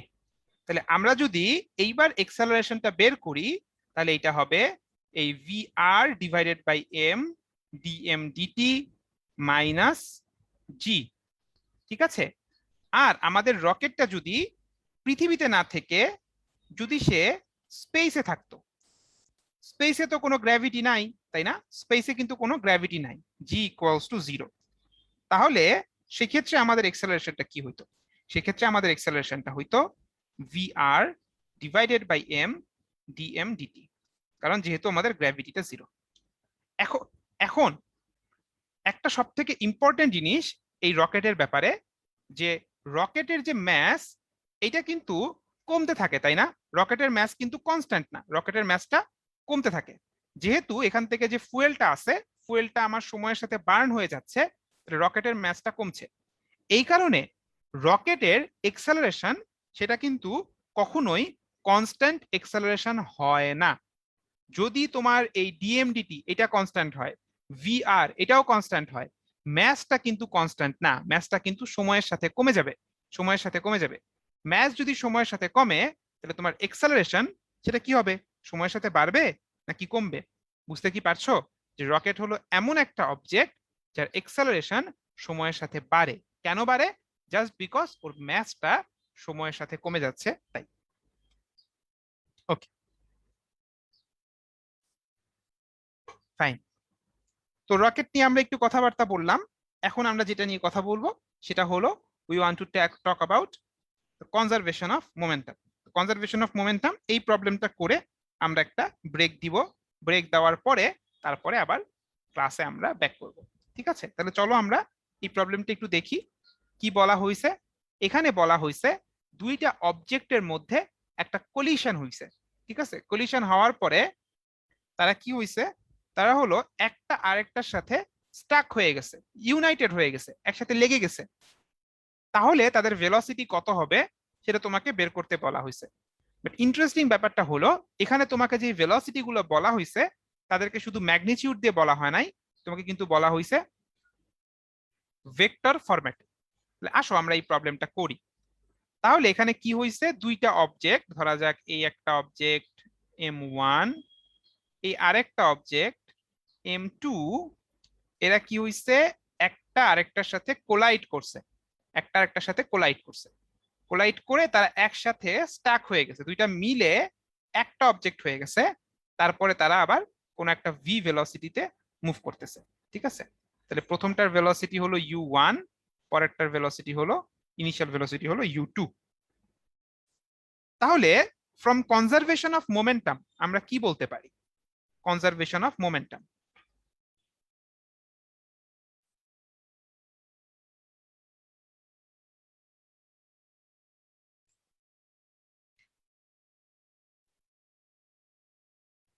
Conservation of momentum অনুযায়ী যে আমাদের ইনিশিয়ালি আমাদের কাছে টোটাল যে মোমেন্টাম ছিল এবং আফটার দ্য কলিশন আমাদের ফাইনাল মোমেন্টাম, এই দুইটা জিনিস কিন্তু ইকুয়াল হইতে হয়। ইনিশিয়াল মোমেন্টাম এবং ফাইনাল মোমেন্টাম ইকুয়াল হইতে হয়। তাহলে আমাদের ইনিশিয়াল মোমেন্টাম কি ছিল? ইনিশিয়াল মোমেন্টাম m1u1, এটা কিন্তু একটা ভেক্টর, প্লাস m2u2, এই দুইটা জিনিস এটা অ্যাড করলে, এই দুইটা ভেক্টর অ্যাড করলে আমরা যেটা পাচ্ছি, this is our initial momentum. And what is our final momentum? Final momentum হলো দুইটা একসাথে ইউনাইটেড হয়ে গেছে, তার মানে এই টোটালটার ম্যাস হলো m1 plus m2, m1 plus m2, আর তাদের ভেলোসিটি হলো v। সো এখন আমরা যদি ভ্যালুগুলা বসাই, আমাদের কোয়েশ্চেনে বলছে m1 হলো 4 আর u1 হলো 2i প্লাস 3j। m2 সম্পর্কে আমাকে বলা হয়েছে m2 হলো 6 আর u2 হলো -4i -6j। রাইট সাইডে আমরা কি পাবো m1 প্লাস m2, তার মানে হলো 10। এখান থেকে কিন্তু আমরা ভেলোসিটি ভেক্টরটা পাবো। তাহলে এখান থেকে আমি যদি দেখি যে আমরা এখান থেকে আসলে কি পাচ্ছি, 8i আর হলো -24i এক্স অ্যাক্সিসে যদি আমরা চিন্তা করি, আমরা এখানে i কম্পোনেন্ট কি কি পাচ্ছি, 4 ইন্টু 2 মানে 8i, 6 ইন্টু -4 মানে হলো -24i। তাহলে আমরা এখানে পাবো -16i। আর ওয়াই অ্যাক্সিসে কি থাকবে, ওয়াই অ্যাক্সিসে থাকবে এখানে হলো 4 ইন্টু 3 মানে হলো 12j, তারপরে হলো 6 ইন্টু -6 মানে হলো -36। তাহলে এখানে হলো 12 -36, দ্যাট ইজ -24। তাহলে -16i -24j equals to 10v। আমি কি ঠিক করেছি? তোমরা একটু দেখো খেয়াল করে। তাহলে v ইকুয়ালস টু হবে -1.6i -2.4j। এটা আমার ক্যালকুলেট করে আসলো। তোমরা একটু ক্যালকুলেশন করো নিজেরা, করে আমাকে বলো যে আমি যেটা ক্যালকুলেট করেছি এই ক্যালকুলেশন কি ঠিক আছে নাকি কোথাও আবার আমি কোনো ভুল করেছি। এটা অবশ্যই আমাকে লিখে জানাও। ওকে, ফাইন।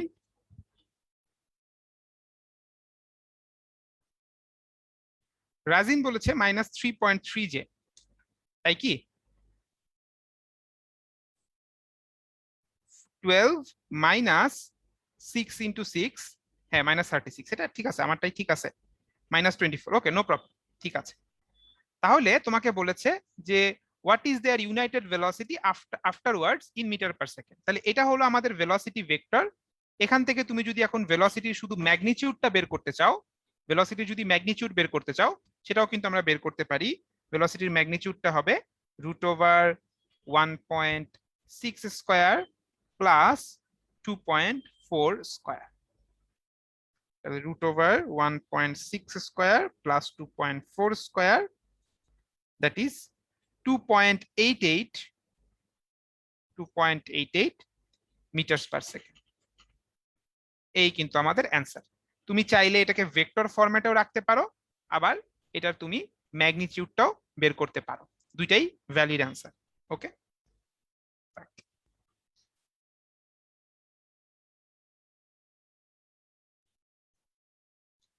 ওকে। সো এরপরে আমরা আমাদের ফ্রিকশন নিয়ে কথাবার্তা বলবো, বাট তার আগে আমরা হলো এখন যেটা বলেছি যে we will go on a break, after the break then we will continue. ঠিক আছে, তাহলে চলো আমরা ছোট্ট একটা ব্রেক নিই। এখন 5টা 5 বাজে, আমরা 5টা 10-এ আবার শুরু করব। ঠিক আছে, তাহলে আমরা একটা ব্রেক নিচ্ছি, 5টা 10-এ শুরু করব।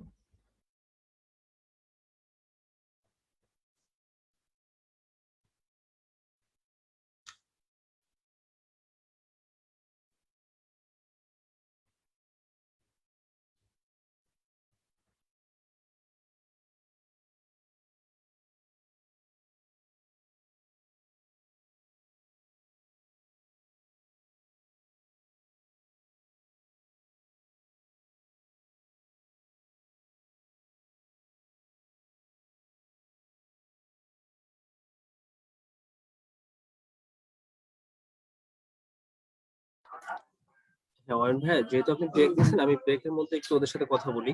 5 মিনিটের একটা ব্রেক দিয়ে দিচ্ছেন, তো আমি একটু কথা বলি তাহলে। হ্যাঁ,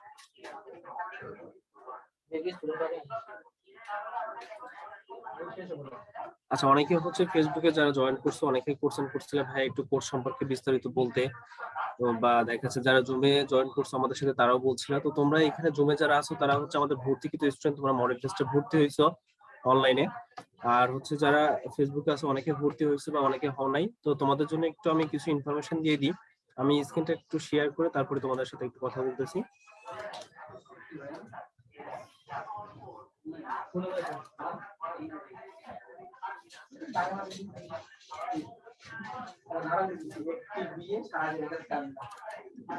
আচ্ছা, এটা হচ্ছে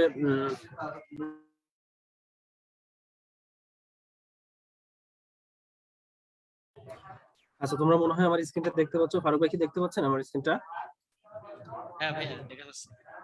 আচ্ছা, এখানে স্টুডেন্ট আসার পরে তোমরা হচ্ছে প্রোগ্রাম ও রুটিন সমূহ যেখানে আছে এখানে ক্লিক করবা এই অপশনটাতে। এখানে ক্লিক করার পরে নিচের দিকে হচ্ছে স্ক্রল করলে দেখবা HSC 2021 model test plus solution class physical online দুইটাই আছে। তো এখানে আমি ক্লিক করলাম। ক্লিক করার পরে এখানে বিস্তারিত লেখা আছে, তুমি চাইলে এগুলো একটু পড়ে নিও, তোমার কাজে লাগবে। আর এখানে কোর্স বিবরণী সবকিছু লেখা আছে এবং এখানে কিন্তু দুইটা রুটিন আছে। তো আসলে এটা তোমরা যেহেতু এখন ক্লাস করতেছো ইংলিশ ভার্সনের স্টুডেন্ট, আমি ধরে নিচ্ছি এখানে সবাই ইংলিশ ভার্সনে যারা আমাদের ফেসবুকে এখন আর কি জয়েন্ট আছো, আমাদের সাথে কানেক্টেড আছো। তো এখানে ইংলিশ ভার্সন যেটা আছে এটাতে ক্লিক করবা। ক্লিক করে হচ্ছে তুমি রুটিনটা একটু ডাউনলোড করে নিও, এখানে ডিটেলস কিন্তু লেখা আছে।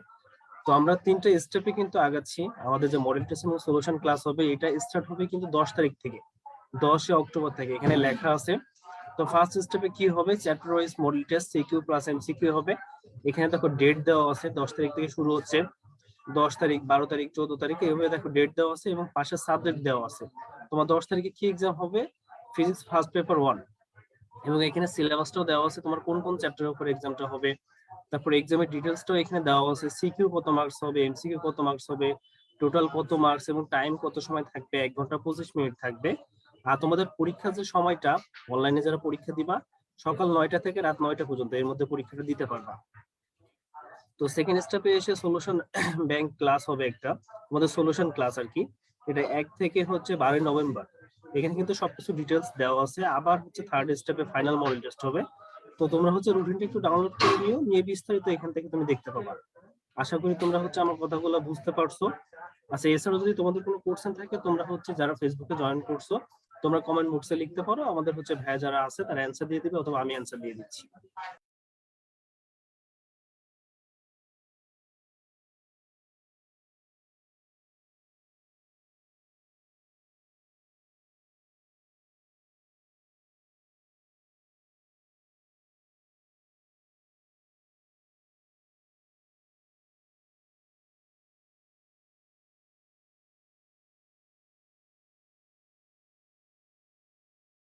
আচ্ছা, তোমাদের কাছ থেকে কিন্তু কোনো কোশ্চেন পাচ্ছি না আমি। তো যদি কোনো কোশ্চেন থাকে, আরো যদি কোনো কিছু জানতে চাও, তোমরা হচ্ছে যারা ফেসবুকে আমাদের সাথে কানেক্টেড আছো তোমরা হচ্ছে কমেন্ট বক্সে লিখতে পারো, আমি অ্যান্সার দিয়ে দিচ্ছি, অথবা যারা জুমে আসো তারা চ্যাট বক্সে অথবা কিউএনএ তে লিখতে পারো, আমি অ্যান্সার দিয়ে দিচ্ছি। আর এছাড়াও যদি তুমি আরো কোনো ইনফরমেশন চাও সেক্ষেত্রে হচ্ছে আমাদের হেল্পলাইন নাম্বার আছে, সেখানে যোগাযোগ করতে পারো, অথবা দেখা যাচ্ছে ব্রাঞ্চের নাম্বার গুলো আমাদের দেওয়া আছে, সেখানে তুমি যোগাযোগ করতে পারো। যে পরের পেজে তোমার হচ্ছে বোর্ড রুটিন যেটা আছে সেটা দেওয়া হয়েছে এবং এখানে অল ব্রাঞ্চের আর কি তুমি যাতে যোগাযোগ করতে পারো, নাম্বার গুলো দেওয়া আছে, লোকেশন দেওয়া আছে, এখানে সবকিছুই দেওয়া আছে, তুমি চাইলে এখানে যোগাযোগ করতে পারো। তো আশা করি তুমি বিষয়টা ক্লিয়ার হয়ে গেছো। তো যদি আর কোনো কোশ্চেন থাকে তুমি জানাইতে পারো আমাদেরকে।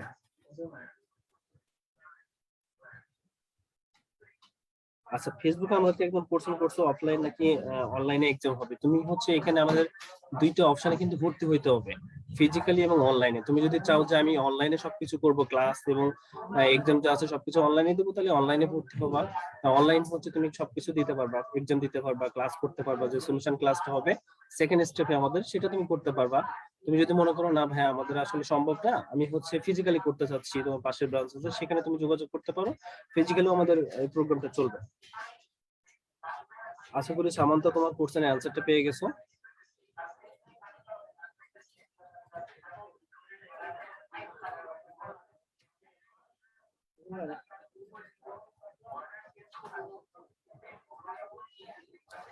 আচ্ছা, একজন হচ্ছে আমাকে কোর্স ফি মেবি এটা তুমি জিজ্ঞাসা করছো, এখানে কিন্তু দেওয়া আছে তোমাদের রুটিনে আর কি দেওয়া আছে, কোর্স ফিটা কত হবে। ফিজিক্যালি হচ্ছে 6,000 টাকা এবং অনলাইন কোর্স ফি হচ্ছে 5,000 টাকা, এখানে কিন্তু দেওয়াই আছে।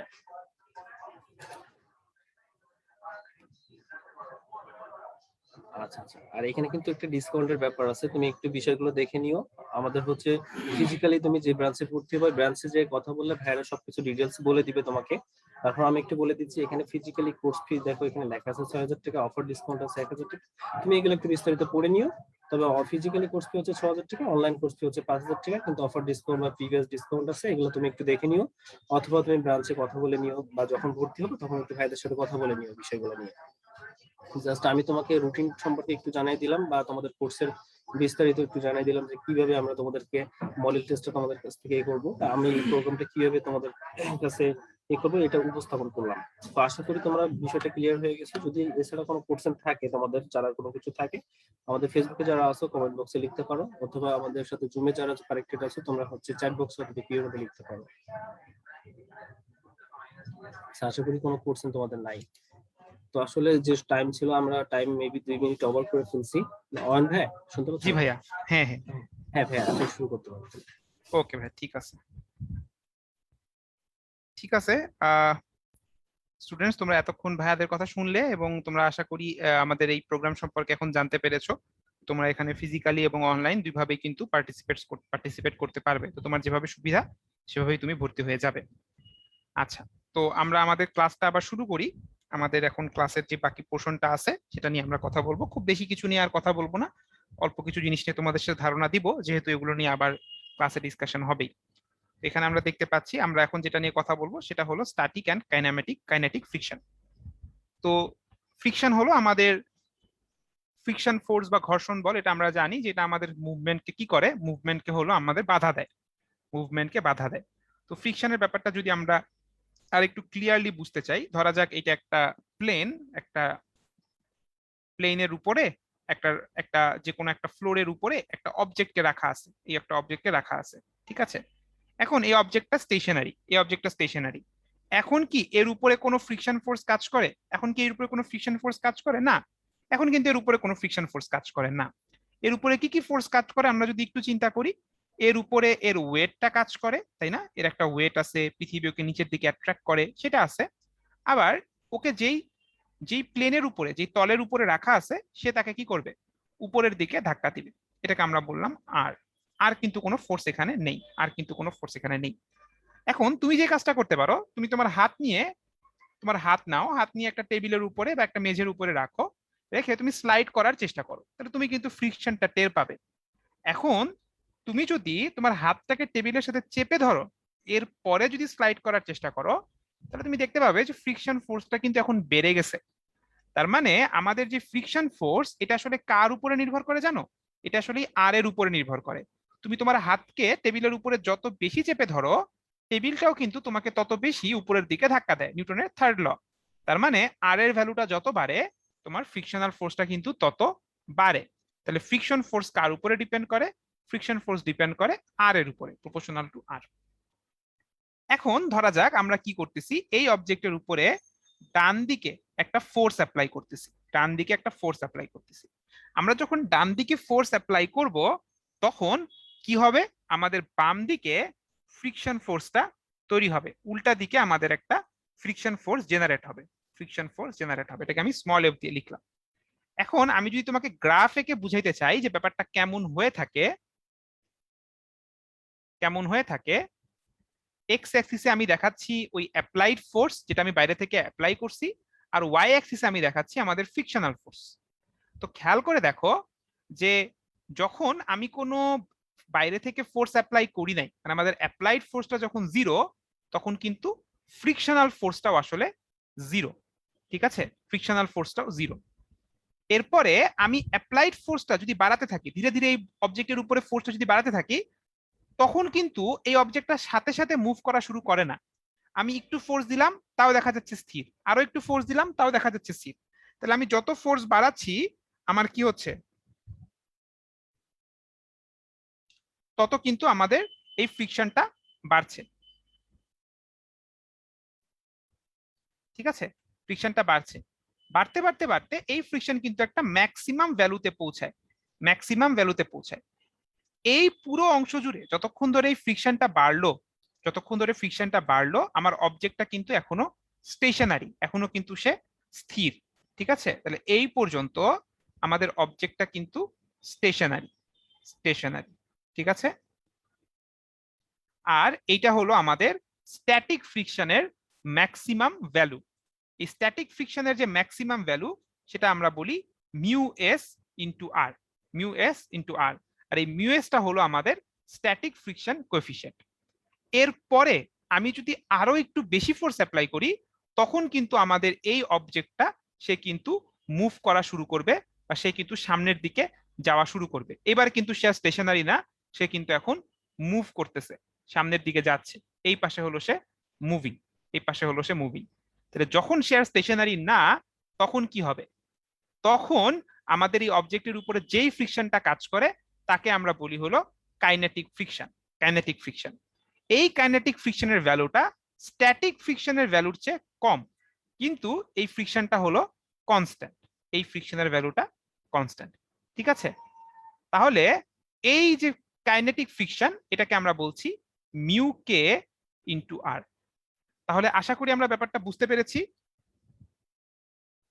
আশা করি আমরা ব্যাপারটা বুঝতে পেরেছি যে আমরা যখন বাইরে থেকে ফোর্স অ্যাপ্লাই করছি, এই ফ্রিকশনের ভ্যালুটা বারে বারে বারে বারে বারে বাড়তে বাড়তে একটা ম্যাক্সিমাম ভ্যালুতে পৌঁছায়। এই পর্যন্ত আমাদের অবজেক্টটা স্টেশনারি থাকে। এরপরে এই ম্যাক্সিমাম ফ্রিকশনটাকে পার করে গেলে এরপরেই আমার অবজেক্টটা কেবল সামনের দিকে মুভ করা শুরু করে, এবং এই অবস্থায় আমাদের ফ্রিকশনটা কনস্ট্যান্ট। এটা হলো আমাদের কাইনেটিক ফ্রিকশন। কাইনেটিক ফ্রিকশন, ঠিক আছে? ওকে, তাহলে চলো এখন আমরা কি করি, এখন আমরা সামনের দিকে যাই। তো এখানে আমরা যে প্রবলেমটা দেখতে পাচ্ছি, বলা হয়েছে what is the minimum force required so that an object of mass 10 KG will start moving. তাহলে তোমাকে কি করতে হবে? এই অবজেক্টকে মুভ করাইতে হবে। আর অবজেক্টকে মুভ করানোর জন্য তোমাকে যেই ফোর্সটা অ্যাপ্লাই করতে হবে সেটা কোথায়, কোন জায়গায় গিয়ে আমাদের অবজেক্ট মুভ করা স্টার্ট করে? এই পয়েন্ট থেকে কিন্তু আমাদের অবজেক্ট মুভ করা স্টার্ট করে, তাই না? তার মানে যখন আমাদের অবজেক্টটা মুভ করা স্টার্ট করবে, তখন তোমাকে বাইরে থেকে যে ফোর্সটা অ্যাপ্লাই করতে হবে সেটা কার সমান হবে?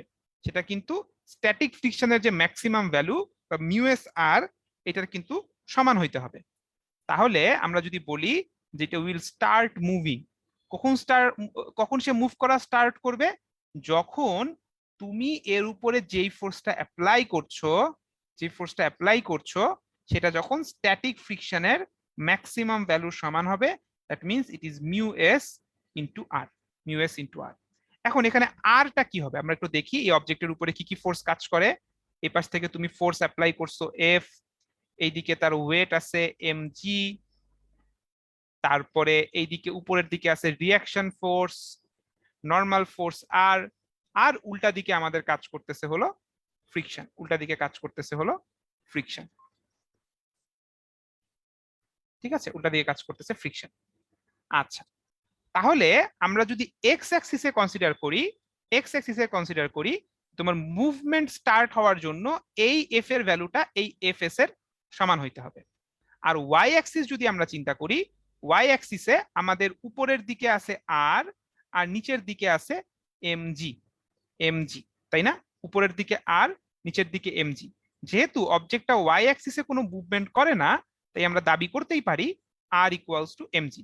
এই দুইটা ইকুয়েশনকে যদি আমরা একসাথে লিখি, তাহলে আমরা পাবো F equals to mu S into R. Mu S into R. তাহলে এখান থেকে আমরা কি পাচ্ছি? মিউ এস এর ভ্যালুটা কোয়েশ্চেনে বলেছে 0.5। 0.5 আর, সরি, এটা তো মিউ এস ইন্টু আর না, আর আর এর জায়গায় আমরা লিখবো এমজি। এমজি, আমাদের এম কত? অবজেক্টের ম্যাস হলো 10 কেজি আর জি হলো আমাদের 9.8। তাহলে এটা আমরা পাচ্ছি কত? 49 নিউটন। এই অবজেক্টের উপরে আমাদেরকে অ্যাটলিস্ট 49 নিউটন ফোর্স অ্যাপ্লাই করতে হবে যাতে সে মুভ করা স্টার্ট করে। এর থেকে কম ফোর্স দিলে ফ্রিকশন ওকে কি করবে? ফ্রিকশন ওকে ঠেকাই দিবে, ফ্রিকশন ওকে আটকায় দিবে। আচ্ছা, এরপরে বলছে if 100 Newton force is applied on the object while it is moving, find the acceleration of the object। তাহলে পরের অংশে যদি আমরা চিন্তা করি, এটা হলো আমাদের ফার্স্ট পার্ট। এরপরে আমরা যাচ্ছি আমাদের সেকেন্ড পার্টে। সেকেন্ড পার্ট যদি এখন আমরা চিন্তা করি, আমাদের ডান দিকে ফোর্স কতটুকু কাজ করছে? এফ। যখন সে মুভ করছে তখন বাম দিকে কতটুকু ফোর্স কাজ করছে? এফ কে। এটা হলো কাইনেটিক ফ্রিকশন, কারণ সেকেন্ড কেসে সে কিন্তু মুভ করছে, ইট ইজ মুভিং। তাহলে এর উপরে যে ফ্রিকশনটা কাজ করে সেটা কিন্তু আমাদের কাইনেটিক ফ্রিকশন। ঠিক আছে?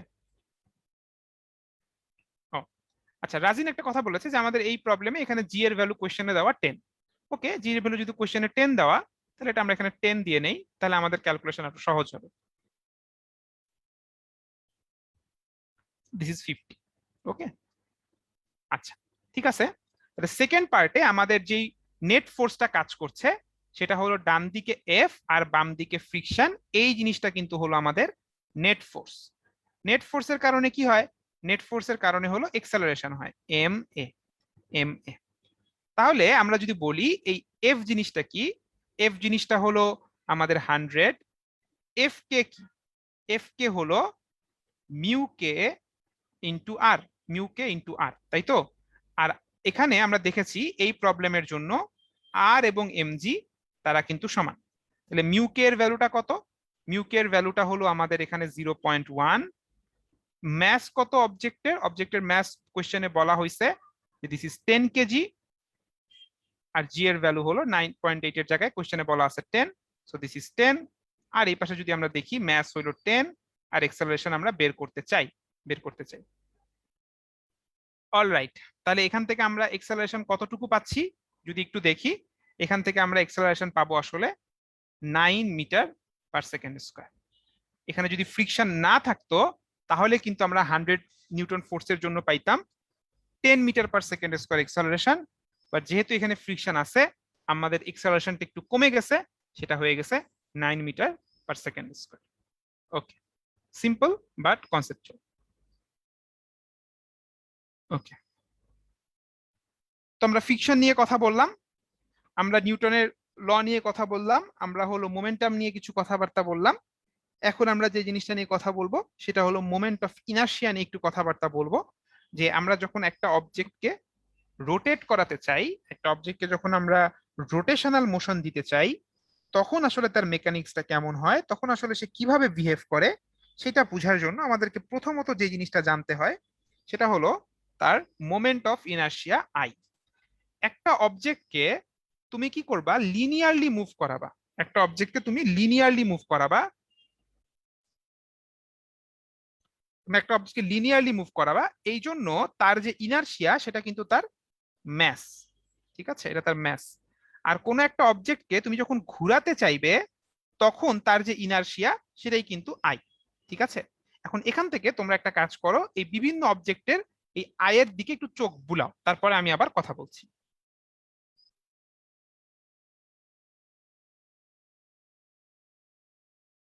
আমরা এখানে দেখতে পাচ্ছি যে আমাদের এখানে এক এক টাইপের অবজেক্টের জন্য আই কিন্তু এক এক রকম। ফর এক্সাম্পল, আমরা যদি একটা সিলিন্ডারের কথা বলি, একটা সিলিন্ডার বা একটা চাকা বা একটা হুইল, তার জন্য আই হলো হাফ এম আর স্কোয়ার। ঠিক আছে,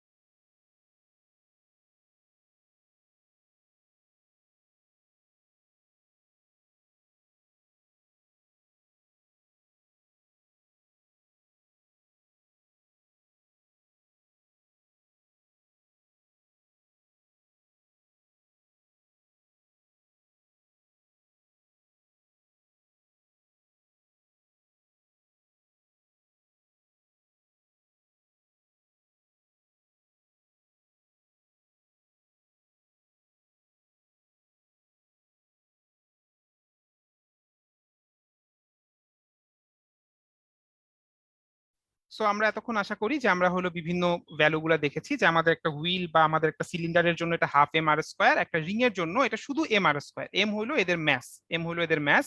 আমার একটা যদি সলিড স্ফিয়ার থাকে তাহলে এটার জন্য আই হলো 2/5 এম আর স্কোয়ার।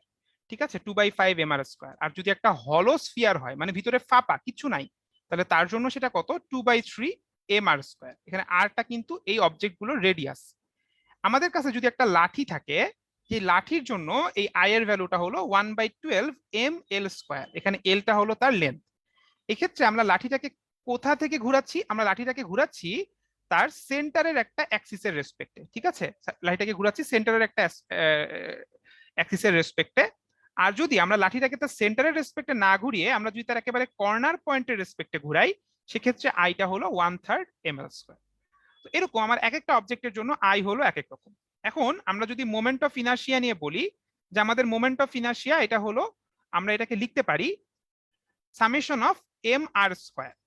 তো summation of M R square বলতে যেটা বোঝায়, আমরা এই অবজেক্টের প্রত্যেকটা পয়েন্টের জন্য এখানে অ্যাড করছি।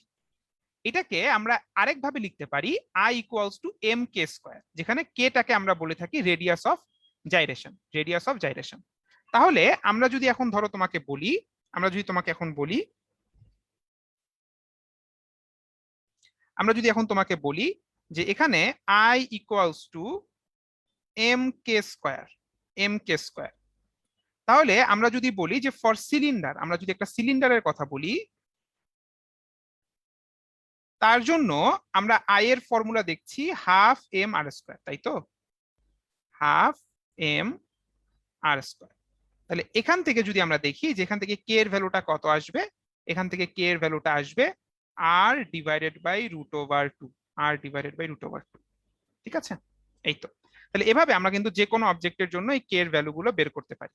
ঠিক আছে, ওকে। তো এখন আমরা এই রিলেটেড একটা প্রবলেম করি, আসো দেখি, তাহলে আরেকটু ব্যাপারটা ক্লিয়ার হবে। The mass of a wheel is 6 kg. The radius of gyration, মানে k এর ভ্যালুটা আমাদেরকে বলছে 1 metre. What is the value of torque which produces 3 radian per second square acceleration? আচ্ছা, এখন তাহলে ব্যাপারটা কি? আমরা নিউটনের সেকেন্ড ল যখন দেখেছি, আমরা দেখেছি যে তুমি যদি m কেজি ম্যাসের একটা অবজেক্টের উপরে f পরিমাণ ফোর্স অ্যাপ্লাই করো, তখন তার কি হয়? তখন কিন্তু তার একটা এক্সেলারেশন হয় a। আর রোটেশনের বেলায় তুমি যদি আই মোমেন্ট অফ ইনার্শিয়ার কোনো অবজেক্টের উপরে, আই মোমেন্ট অফ ইনার্শিয়ার কোনো অবজেক্টের উপরে একটা টর্ক অ্যাপ্লাই করো, আমরা লিনিয়ারলি মুভ করার জন্য অ্যাপ্লাই করি ফোর্স, আর রোটেট করানোর জন্য আমরা অ্যাপ্লাই করি টর্ক, যেটাকে আমরা টাউ দিয়ে লিখে থাকি, তখন এই অবজেক্টটার কি হবে? তখন এই অবজেক্টটা ঘুরতে শুরু করবে, তখন এই অবজেক্টের একটা অ্যাঙ্গুলার এক্সেলারেশন হবে আলফা। এখানে আমাদের ছিল লিনিয়ার এক্সেলারেশন এ, আর এখানে হলো অ্যাঙ্গুলার এক্সেলারেশন আলফা। তাহলে আমরা দেখেছি এফ ইকুয়ালস টু এম এ। রোটেশনের বেলায় কি হয়ে যাবে? ফোর্সের জায়গায় চলে আসবে হলো টর্ক বা টাউ, ম্যাসের জায়গায় চলে আসবে হলো আমার মোমেন্ট অফ ইনার্শিয়া আই, আর আমার এক্সেলারেশনের জায়গায় চলে আসবে হলো আলফা, এক্সেলারেশনের জায়গায় চলে আসবে আলফা। তাহলে আমরা এখন যদি দেখি, আমাকে এই টর্ক বের করতে বলছে, এটা টর্ক বের করতে আমার আই জানতে হবে আর আলফা জানতে হবে। আই আমি কিভাবে জানবো? একটু আগে আমি জেনেছি আই হলো M K square into alpha. এখানে এমটা কত? এম হলো 6 কেজি, আমাদের এখানে কে সেটা হলো রেডিয়াস অফ জাইরেশন, সেটা হলো 1 মিটার, আর আলফা কত? 3। তাহলে এটা হলো 80, 18। আমাদের টর্কের ভ্যালুটা আমরা পাইলাম 80। টর্কের ইউনিটটা কি হয়? টর্কের ইউনিটটা হয় নিউটন মিটার। এটাই আমাদের অ্যান্সার। ওকে, ফাইন। তো এটা আমাদের একেবারে লাস্ট প্রবলেম আজকের ক্লাসের। তো সেটা এখন আমরা দেখব। এই লাস্ট প্রবলেমটা দেখলে আমাদের আজকের ক্লাসটা আমরা মোটামুটি শেষ বলে ধরে নিতে পারি। আসো দেখি কি বলা হয়েছে। An object is rotating at an angular velocity of 5 radian per second square in a circular path using a string of 1 meter. তাহলে একটা অবজেক্ট সে কি করছে? একটা সার্কুলার পাথে এভাবে ঘুরছে। কত ভেলোসিটিতে ঘুরছে? তার অ্যাঙ্গুলার ভেলোসিটি ওমেগা 1, এটা হলো 5 রেডিয়ান পার সেকেন্ড। ওকে একটা সুতায় বেঁধে ঘোরানো হচ্ছে। এই সুতার রেডিয়াসটা, এই সুতার রেডিয়াসটা আর, এটা হলো 1 মিটার। ঠিক আছে, এখন কি করা হয়েছে? এটাকে বলতেছি R1। এখন কি করা হয়েছে? সাডেনলি এর রেডিয়াসটা ছোট করে ফেলা হয়েছে, অর্ধেক করে ফেলা হয়েছে। তার মানে ওকে এইরকম ছোট্ট একটা রেডিয়াসটা কি কোনোভাবে কমায় ফেলা হয়েছে। আমাদের এই R2টা কত? নতুন রেডিয়াসটা কত? এটা হলো R1 এর অর্ধেক, তার মানে হাফ মিটার। তোমাকে বলেছে এর ওমেগা 2টা কত হবে, নতুন অ্যাঙ্গুলার ভেলোসিটিটা কত হবে। এবং এখানে কি আসলে অ্যাঙ্গুলার ভেলোসিটি চেঞ্জ হওয়ার মতো কোনো ঘটনা আছে? এখানে কিন্তু অ্যাঙ্গুলার ভেলোসিটি চেঞ্জ হওয়ার মতো ঘটনা আছে। সেই ঘটনাটা আসলে কি? এখানে যে জিনিসটা ঘটে সেটা হলো conservation of angular momentum, conservation of angular momentum. আমরা কনজারভেশন অফ মোমেন্টাম দেখেছি। কনজারভেশন অফ মোমেন্টাম কখন ঘটে? কনজারভেশন অফ মোমেন্টাম ঘটে যদি বাইরে থেকে কেউ কোনো ফোর্স অ্যাপ্লাই না করে। আর কনজারভেশন অফ অ্যাঙ্গুলার মোমেন্টাম ঘটে যদি বাইরে থেকে কেউ কোনো টর্ক অ্যাপ্লাই না করে। এই যে আমাদের অবজেক্টটা ঘুরতেছিল, এটার কিন্তু বাইরে থেকে কোনো টর্ক কাজ করানো হচ্ছিল না, ঠিক আছে? তাহলে শুধুমাত্র তাকে টান দিয়ে তার রেডিয়াসটা ছোট করে ফেলা হয়েছে, টর্ক অ্যাপ্লাই করা হয়নি। তাহলে আমরা বলতে পারি যে অ্যাঙ্গুলার মোমেন্টাম সেটা কি থাকবে, সেটা কনস্ট্যান্ট থাকবে, অ্যাঙ্গুলার মোমেন্টামটা চেঞ্জ হবে না। এখন তুমি বলতে পারো অ্যাঙ্গুলার মোমেন্টাম কি জিনিস? আমরা লিনিয়ার মোমেন্টাম দেখেছি, ম্যাস টাইমস ভেলোসিটি। একইভাবে অ্যাঙ্গুলার মোমেন্টাম এম এর জায়গায় হবে আই আর ভি এর জায়গায় হবে ওমেগা। তাহলে আমরা বলতে পারি I1 omega 1 equals to I2 omega 2। এখন I1 এটাকে আমি লিখতে পারি m ইন্টু R1 স্কয়ার, আর I2 কে আমি লিখতে পারি m ইন্টু R2 স্কয়ার, আর ওমেগা 2টা থাকলো। ম্যাস এটা তো আর চেঞ্জ হচ্ছে না, আমরা দুই পাশ থেকে কেটে দিলাম। তাহলে এখান থেকে আমরা দেখতে পাচ্ছি R1 square omega equals to R2 square omega, R2 square omega 2।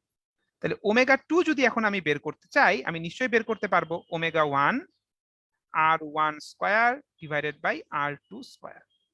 তাহলে এখানে আমাদের ওমেগা 1 ছিল কত 5, R1 কত ছিল 1, আর R2 কত 0.5 এর উপরে স্কয়ার। তাহলে এখান থেকে নিশ্চয়ই আমরা এখন ওমেগা 2টা বের করতে পারবো। তাহলে 5 ডিভাইডেড বাই 0.5 স্কয়ার, তাহলে এটা হয়ে গেছে আমাদের 20 রেডিয়ান পার সেকেন্ড। তার মানে বুঝতে পারছি আমরা যদি রেডিয়াসটা ছোট করে ফেলি তাহলে কি হবে, রেডিয়াসটা ছোট করে ফেললে আমার অ্যাঙ্গুলার স্পিডটা বেড়ে যাবে, অ্যাঙ্গুলার স্পিডটা বেড়ে যাবে। Okay fine. তাহলে রেডিয়াসটা ছোট করে ফেললে আমাদের ইনার্শিয়াটা কমে যায়, মানে আই এর ভ্যালুটা কমে যায় এবং ওমেগাটা বেড়ে যায়। ওকে, তো এতটুকুই ছিল তোমাদের সাথে আজকের ক্লাসটা। আজকের ক্লাসে আমরা যে জিনিসটা করেছি এটা একটা ওয়ার্ম আপ সেশন হিসেবে আমরা ধরতে পারি, যে আজকে আমরা তোমাদেরকে নিউটনিয়ান মেকানিক্স চ্যাপ্টারটার একটু রিভিউ দিয়েছি, একটু কনসেপ্ট গুলো মনে করিয়ে দিয়েছি কিছু সহজ সহজ এক্সাম্পলের মাধ্যমে। খুব কঠিন কোনো এক্সাম্পলে আজকে আমরা যাই নাই, মোটামুটি সহজ প্রবলেম দিয়ে তোমাদের সাথে আলোচনা আমরা করেছি। আর যখন আমাদের ক্লাসগুলো শুরু হবে এবং আমাদের যখন পরীক্ষাগুলো শুরু হবে তখন কিন্তু আমরা আরো এক্সটেন্সিভ ওয়েতে তোমাদের এই টপিকগুলো দেখব এবং আরো প্রবলেমস আমরা সলভ করব। তো সবাই এখন তাহলে রেডি হয়ে যাও আমাদের এই এক্সাম এবং মডেল টেস্ট এগুলো অ্যাটেন্ড করার জন্য, ঠিক আছে? তো সবাই ভালো থাকো, সুস্থ থাকো। আর বাংলা ভার্সনের ক্লাস কিন্তু আছে 7টার দিকে, সেটা যারা বাংলা ভার্সনে আছো তারা অবশ্যই অ্যাটেন্ড করবে, ঠিক আছে? আপনাকে অনেক ধন্যবাদ। ঠিক আছে বাদল, আপনি লিভ নিতে পারেন। আর স্টুডেন্ট হচ্ছে তোমাদের যদি কোনো সমস্যা থাকে, তুমি হচ্ছে বা কোনো কিছু যদি জানতে চাও আমাকে চ্যাট বক্সে লিখতে পারো, আমি অ্যানসার দিয়ে দিচ্ছি। আর তোমাদেরকে হচ্ছে লাস্ট একটা মেসেজ দিয়ে দিই, তোমাদের কিন্তু কালকে একটা ফ্রি ক্লাস আছে কেমিস্ট্রির উপরে, সেম টাইমে থাকবে। তোমরা এসএমএস এর লিংকটা পেয়ে যাবে অথবা আমাদের ফেসবুক লাইভ হবে, তোমরা হচ্ছে এখান থেকে জয়েন করতে পারবা। তো তোমাদের যদি কোনো প্রবলেম থাকে বা কোনো কিছু জানতে চাও তুমি হচ্ছে চ্যাট বক্সে লিখতে পারো।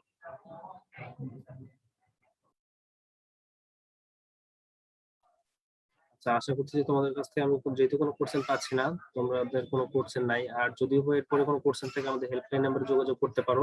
আমি ব্রেকের টাইমে তো তোমাদের সবকিছু বলে দিলাম, তুমি হচ্ছে চাইলে ওখান থেকে রুটিনটা ডাউনলোড করে তুমি সবকিছু ওখান থেকে দেখতে পারো। আর তো ঠিক আছে, সবাই ভালো থাকো, আজকে এই পর্যন্ত ছিল, কালকে আবার দেখা হবে। ওকে, আল্লাহ হাফেজ।